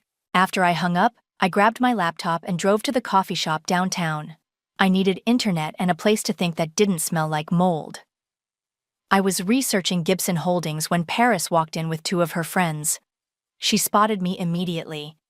Oh my God, Viviana, how's the mansion treating you? Her friends giggled. I kept typing. I'm talking to you, Paris said, walking over to my table. She had her phone out, already recording. My followers are dying to know how you're enjoying your inheritance. Leave me alone, Paris. Come on, don't be shy. Tell everyone about your luxury accommodations. One of her friends leaned into the camera. Is it true you're living without electricity? And running water? The other one added. I closed my laptop and stood up. I said, leave me alone. Ooh, she's getting angry, Paris said to her phone. This is what happens when you give a charity case false hope. What did you just call me? You heard me. Dad felt sorry for you, so he threw you a bone. But we all know you're just the daughter he got stuck with. The coffee shop had gone quiet. Everyone was staring. At least I'm not a trust fund baby who's never worked a day in her life. Paris's smile faltered. Excuse me? You heard me. What happens when Mommy's money runs out? What skills do you have besides taking selfies? I have a business. Selling makeup tutorials to teenagers isn't a business. It's a hobby. Paris stepped closer, her phone still recording. You're just jealous because Dad loved us more than you. Something snapped inside me. If he loved you so much, why did he leave me the land? He left you a dump. Did he?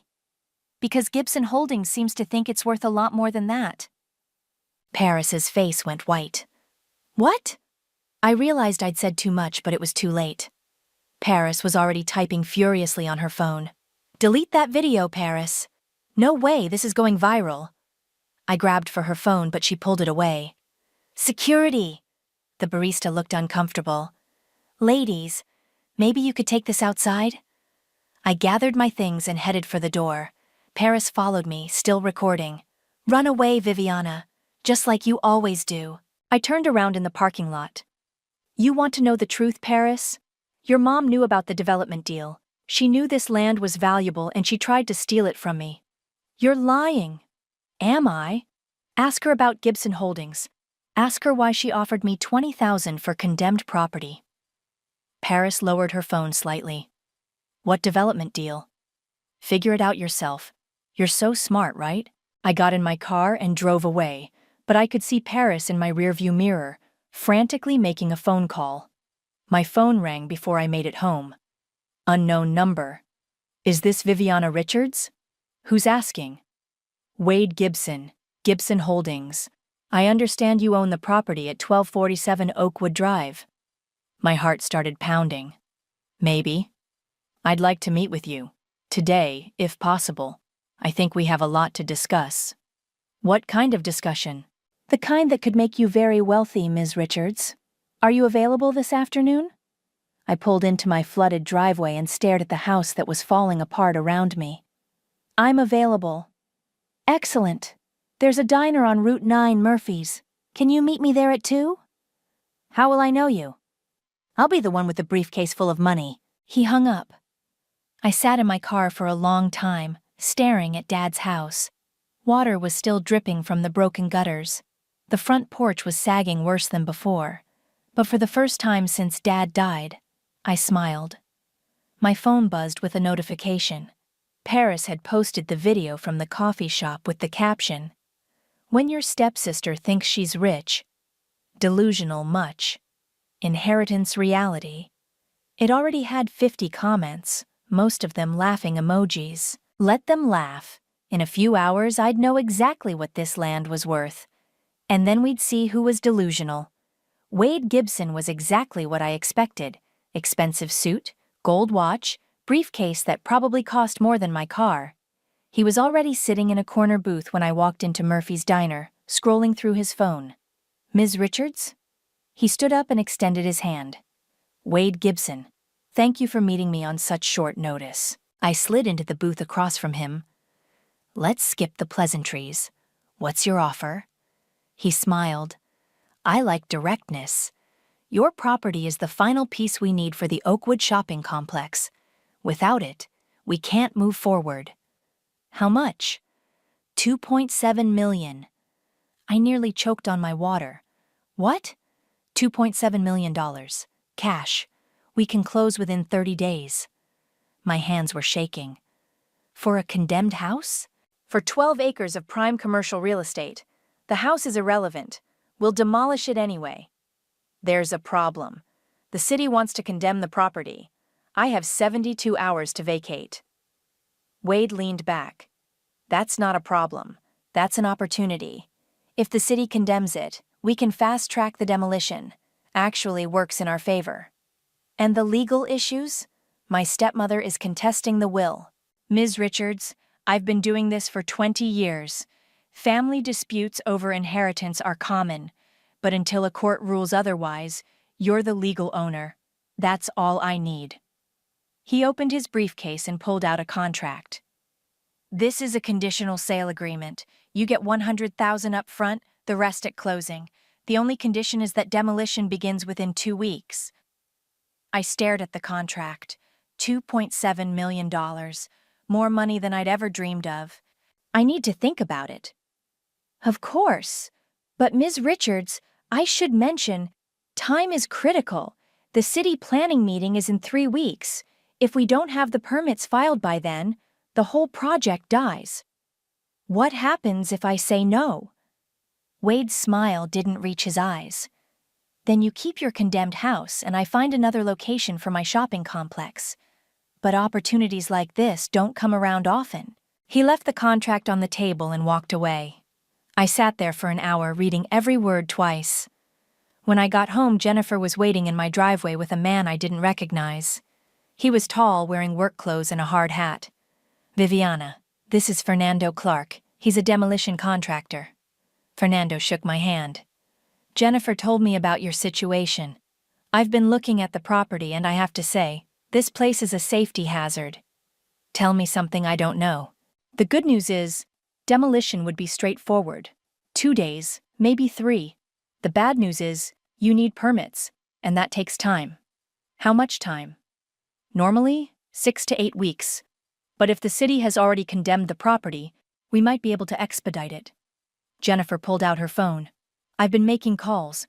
The city inspector who came yesterday? His name is Marcus Webb. Turns out he's been very busy lately, inspecting a lot of properties in this neighborhood. Let me guess, all of them got condemned.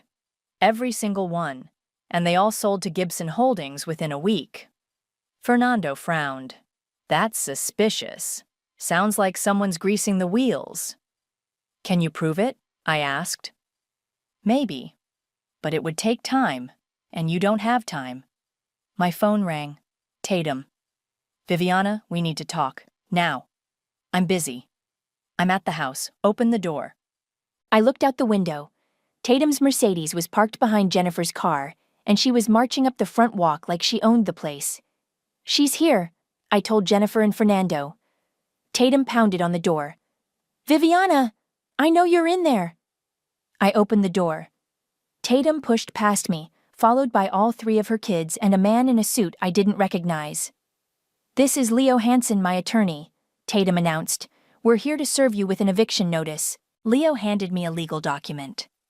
Ms. Richards, as the executor of your father's estate, Mrs. Dawson has the authority to remove you from this property pending the resolution of the will contest. That's not how this works, Jennifer said, stepping forward. And you are? Jennifer Myers, Ms. Richards' attorney. Leo looked annoyed. The will is being contested. Until the matter is resolved, my client has authority over all estate assets. The hell she does, I said. Maximilian was walking around the living room, taking pictures with his phone. Jesus, this place is worse than I thought. Look at this mold. Get out of my house. It's not your house, Paris said. Not anymore. Hayden was filming everything. This is going to get so many views. Everyone needs to leave, Fernando said. This structure isn't safe for this many people. Who are you? Tatum demanded. Demolition contractor, and I'm telling you, this building could collapse at any moment. Tatum's eyes lit up. Demolition? Viviana, what are you planning? None of your business. Leo stepped forward. Actually, it is our business. Any major alterations to the property must be approved by the estate executor. I'm not altering anything. I'm tearing it down. You can't do that, Paris shrieked. Watch me. Tatum grabbed my arm. Viviana, be reasonable. This house has been in the family for generations. Since when do you care about family history? Since it became worth millions, Maximilian said. Everyone went quiet. Maximilian realized what he'd said and looked at his mother in panic. Millions? Jennifer asked. Tatum's face was red. Max, shut up. You knew, I said. You all knew about the development deal. We don't know anything, Tatum said quickly. Then how did Max know the property was worth millions? Leo cleared his throat. We should go. The eviction notice has been served. This isn't over, Tatum said as they filed out. After they left, I turned to Jennifer and Fernando. How fast can we get those demolition permits? Fernando smiled. If the property's already condemned, maybe 48 hours. Do it. Viviana, Jennifer said. Are you sure about this? Once you tear down the house, there's no going back. I looked around at the moldy walls, the collapsed ceiling, the water damage that would never be fixed. This wasn't a home anymore. It was just a reminder of everything I'd lost.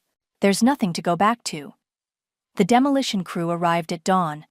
I was standing on the front lawn, holding Wade's signed contract and watching them unload equipment when 3 cars pulled up. Tatum stepped out of her Mercedes like she was walking a red carpet. Leo was right behind her, briefcase in hand. Paris, Maximilian, and Hayden climbed out of the other cars, all of them holding their phones. Stop! Tatum screamed at the demolition crew. You can't do this! Fernando walked over from the bulldozer. Ma'am, we have all the proper permits. I don't care what permits you have. This is family property. Leo marched up to me, waving papers. Ms. Richards, I have a court injunction. All demolition must cease immediately. I looked at the papers. They looked official enough. Jennifer! Jennifer appeared from behind one of the trucks, her own briefcase in hand. Let me see that. She read for 30 seconds, then laughed. This isn't worth the paper it's printed on. It's a request for an injunction, not an actual injunction. The hearing is this afternoon, Leo said. Until then, no demolition can proceed. Actually, Jennifer said, pulling out her own papers, Demolition can proceed because the property has been condemned by the city. Emergency demolition takes precedence over civil disputes. Fernando nodded to his crew. The bulldozer roared to life. No! Paris ran toward the house. You can't destroy our family history. Since when do you care about family history? I called after her. Maximilian grabbed his sister's arm. Paris, get back here. Let her destroy it. She's just proving how stupid she is. Stupid? I walked over to where they were standing. You want to know what's stupid? Thinking I didn't know what this land was worth. Tatum stepped between us. Viviana, stop this madness. We can work something out. Like the 20,000 you offered me? That was before we knew. Before you knew I'd figured out your scam? Leo cleared his throat. Ms. Richards, perhaps we could discuss a settlement. My clients are prepared to offer you a fair share of the property's value. How much? Tatum and Leo exchanged glances. 500,000, Tatum said. I laughed. 500,000 for property worth almost 3 million? 3 million? Hayden's voice cracked. The land is worth 3 million? Shut up, Hayden, Maximilian hissed. No, I want to know. Hayden looked at his mother. Mom, is the land really worth $3 million? It's not worth anything if she tears down the house, Tatum said desperately. Actually, it's worth more, I said, pulling out Wade's contract. Want to see the purchase agreement? Paris grabbed for the papers, but I held them away from her. $2.7 million. Cash. The color drained from Tatum's face. That's impossible. Gibson Holdings doesn't think so. You're lying, Maximilian said, but his voice was shaking. I held up the contract so they could all see the number. 2.7 million. Paris made a sound like a wounded animal. That should be ours. Should it? Because last week you were calling this place a dump. We didn't know. You didn't know because you never bothered to ask. You just assumed Dad was an idiot who left his daughter worthless property. Tatum was backing toward her car.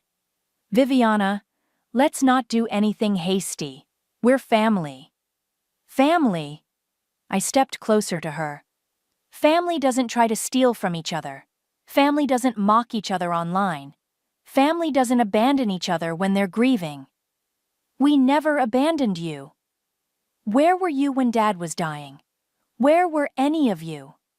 You were planning how to spend his money before he was even cold. The bulldozer was moving toward the house now.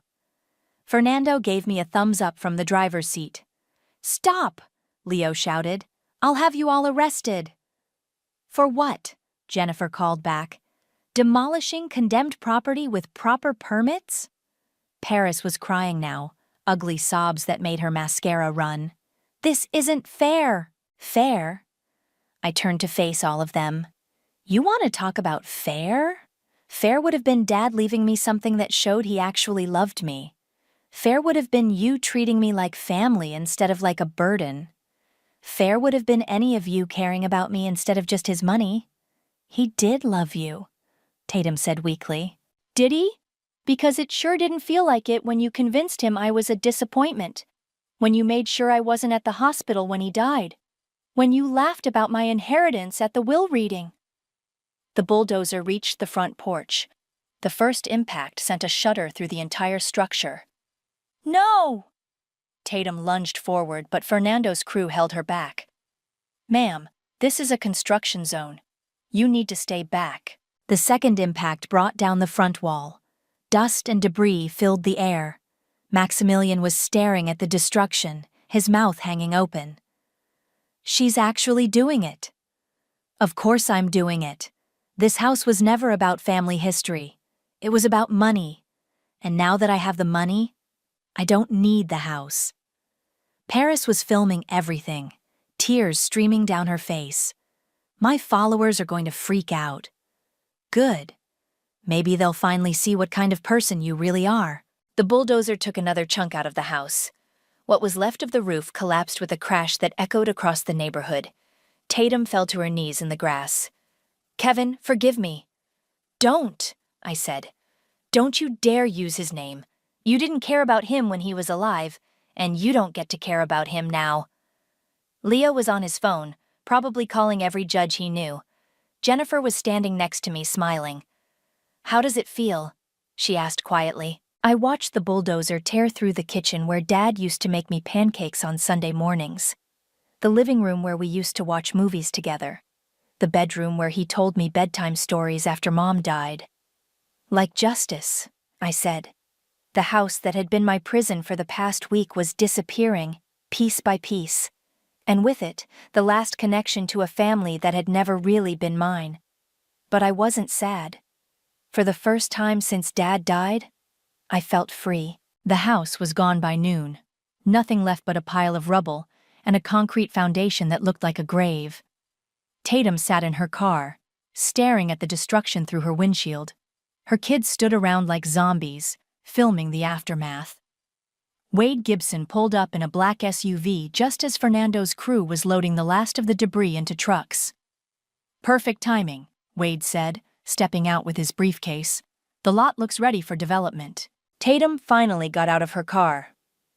"Excuse me, who are you?" "Wade Gibson, Gibson Holdings. I'm here to finalize the purchase with Ms. Richards." "Purchase?" Tatum's voice was barely a whisper. Wade opened his briefcase on the hood of his SUV. $2.7 million, as agreed. I have the cashier's check right here." He held up the check. Even from 10 feet away, I could see all those zeros. Paris screamed. Actually screamed like someone had stabbed her. "That's our money," Maximilian shouted. "That land belongs to our family." Wade looked confused. "I'm sorry, who are you?" "Her step-family," Jennifer said. "They're having some difficulty accepting the terms of the will." "Ah." Wade nodded knowingly. "Family disputes. I see it all the time in real estate.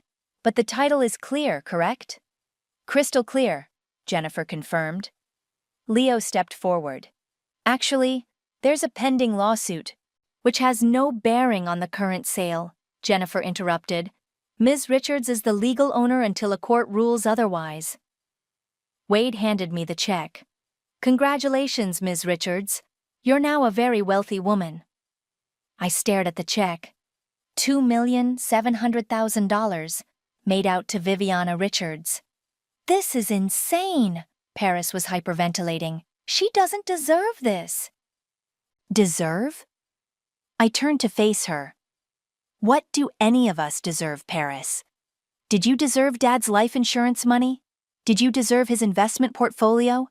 Did you deserve to inherit anything from a man who wasn't even your real father? He loved us. He tolerated you, there's a difference." Tatum was walking toward us like a zombie. "Viviana, please, we can share this, we're family." We were never family. We were strangers living in the same house. That's not true. "Isn't it? When's my birthday, Tatum?" She opened her mouth, then closed it. "What's my favorite color? What did I study in college? What was my mother's name?" Silence. "You lived in the same house as me for 8 years, and you don't know anything about me, because you never cared enough to ask." Wade was getting impatient. "Ms. Richards, if you could sign these final documents—" I signed my name on 6 different papers. Each signature felt like closing a door on my old life. "The demolition crew will finish cleanup tomorrow," Wade said. "Construction begins next month. You should be proud. This is going to revitalize the entire area." As Wade drove away, Tatum collapsed onto the grass where the front porch used to be. "Kevin, what have I done?" "You got exactly what you wanted," I said. "Money, just not the way you expected." Leo was frantically typing on his phone. "I'm filing an emergency appeal. This sale can be reversed." "Good luck with that," Jennifer said. "The property was legally sold by its legal owner. Even if you win your lawsuit, which you won't, it won't affect this transaction." Maximilian kicked at a piece of rubble. "This is bullshit. Dad would never have wanted this. Dad wanted exactly this. That's why he left me the land instead of cash. He knew what it was worth and he knew you'd try to steal it from me. We wouldn't have—" You offered me $20,000 for property worth nearly $3 million. What do you call that? Hayden was still filming everything. Guys, this is going to break the internet. My stepsister just became a millionaire and destroyed our family in the process. I didn't destroy anything, I said. I just stopped pretending we were something we never were. Paris was sobbing into her hands. How are we going to pay for college? How are we going to pay for anything? The same way everyone else does. Get jobs. We don't know how to work. Then learn. Tatum stood up slowly, grass stains on her white coat. Viviana, I know I wasn't perfect, but I tried to be a good stepmother. Did you? Because from where I stood, it felt like you were trying to erase me. That's not... You redecorated my mother's bedroom before she was buried 6 months. You threw away her pictures. You made Dad choose between his new family and his old one, and you made sure I knew which one he picked. He loved you. He loved the idea of me. But he loved your approval more. A news van pulled up to the curb, then another one. Someone must have called the media. Great, Jennifer muttered. This is going to be a circus. A reporter with perfectly styled hair approached us with a cameraman. I'm Lisa Chen from Channel 7 News. We're here about the demolition. Can we get a statement? No comment, I said. Is it true you just sold this property for nearly $3 million? Paris perked up. She stole it from us. This was our inheritance. The reporter's eyes lit up. Can you elaborate on that? Don't, I warned Paris, but she was already talking, tears streaming down her face. My stepfather left her this worthless house, and she somehow turned it into millions of dollars. It should have been ours. And you are? Paris Dawson, the victim's stepdaughter. Victim? I laughed. You're the victim? The camera swung to me. Ms. Richards, how do you respond to these allegations? I looked at Tatum, still sitting in the grass, at Maximilian, red-faced with rage, at Hayden, filming everything for his social media, at Paris, playing the victim for the cameras. I respond by saying that karma is real, I said, and sometimes it comes with a bulldozer. The reporter smiled. This is Lisa Chen, Channel 7 News, reporting live from what some are calling the most expensive family feud in the city's history. As the news crew set up for more interviews, I walked to my car. Jennifer followed me. Where are you going? She asked. Somewhere they can't find me. Viviana, you won. You got everything you wanted. I looked back at the empty lot where my childhood home used to stand. At my step-family, still standing in the ruins, giving interviews to anyone who would listen. Did I? The hotel suite was quiet, except for the sound of my phone buzzing every few minutes. News alerts, interview requests, social media notifications. I'd turned off the TV after seeing myself on 3 different channels, but I couldn't escape the story. Millionaire stepdaughter destroys family home in revenge plot. Local woman turns inheritance dispute into demolition drama. The house that greed built. And karma destroyed. Jennifer knocked on the door. Viviana? We need to talk. I let her in. She was carrying a stack of newspapers and her laptop. It's everywhere, she said, spreading the papers on the coffee table. Local news, national news, social media. You're trending on Twitter. Great. There's more. The IRS is investigating Tatum's finances. Turns out she's been hiding assets from your father's estate, and Paris's social media sponsors are dropping her after she called you a thief on live television. I sat down on the couch. What about the lawsuit? Leah withdrew it this morning. Apparently Tatum can't afford to pay him anymore. My phone rang. Unknown number, but I recognized the area code. I answered. Viviana, it's Fernando. Hey, how's the cleanup going? Finished yesterday, but that's not why I'm calling. I found something in the debris. Something you need to see. An hour later, I met Fernando at the empty lot.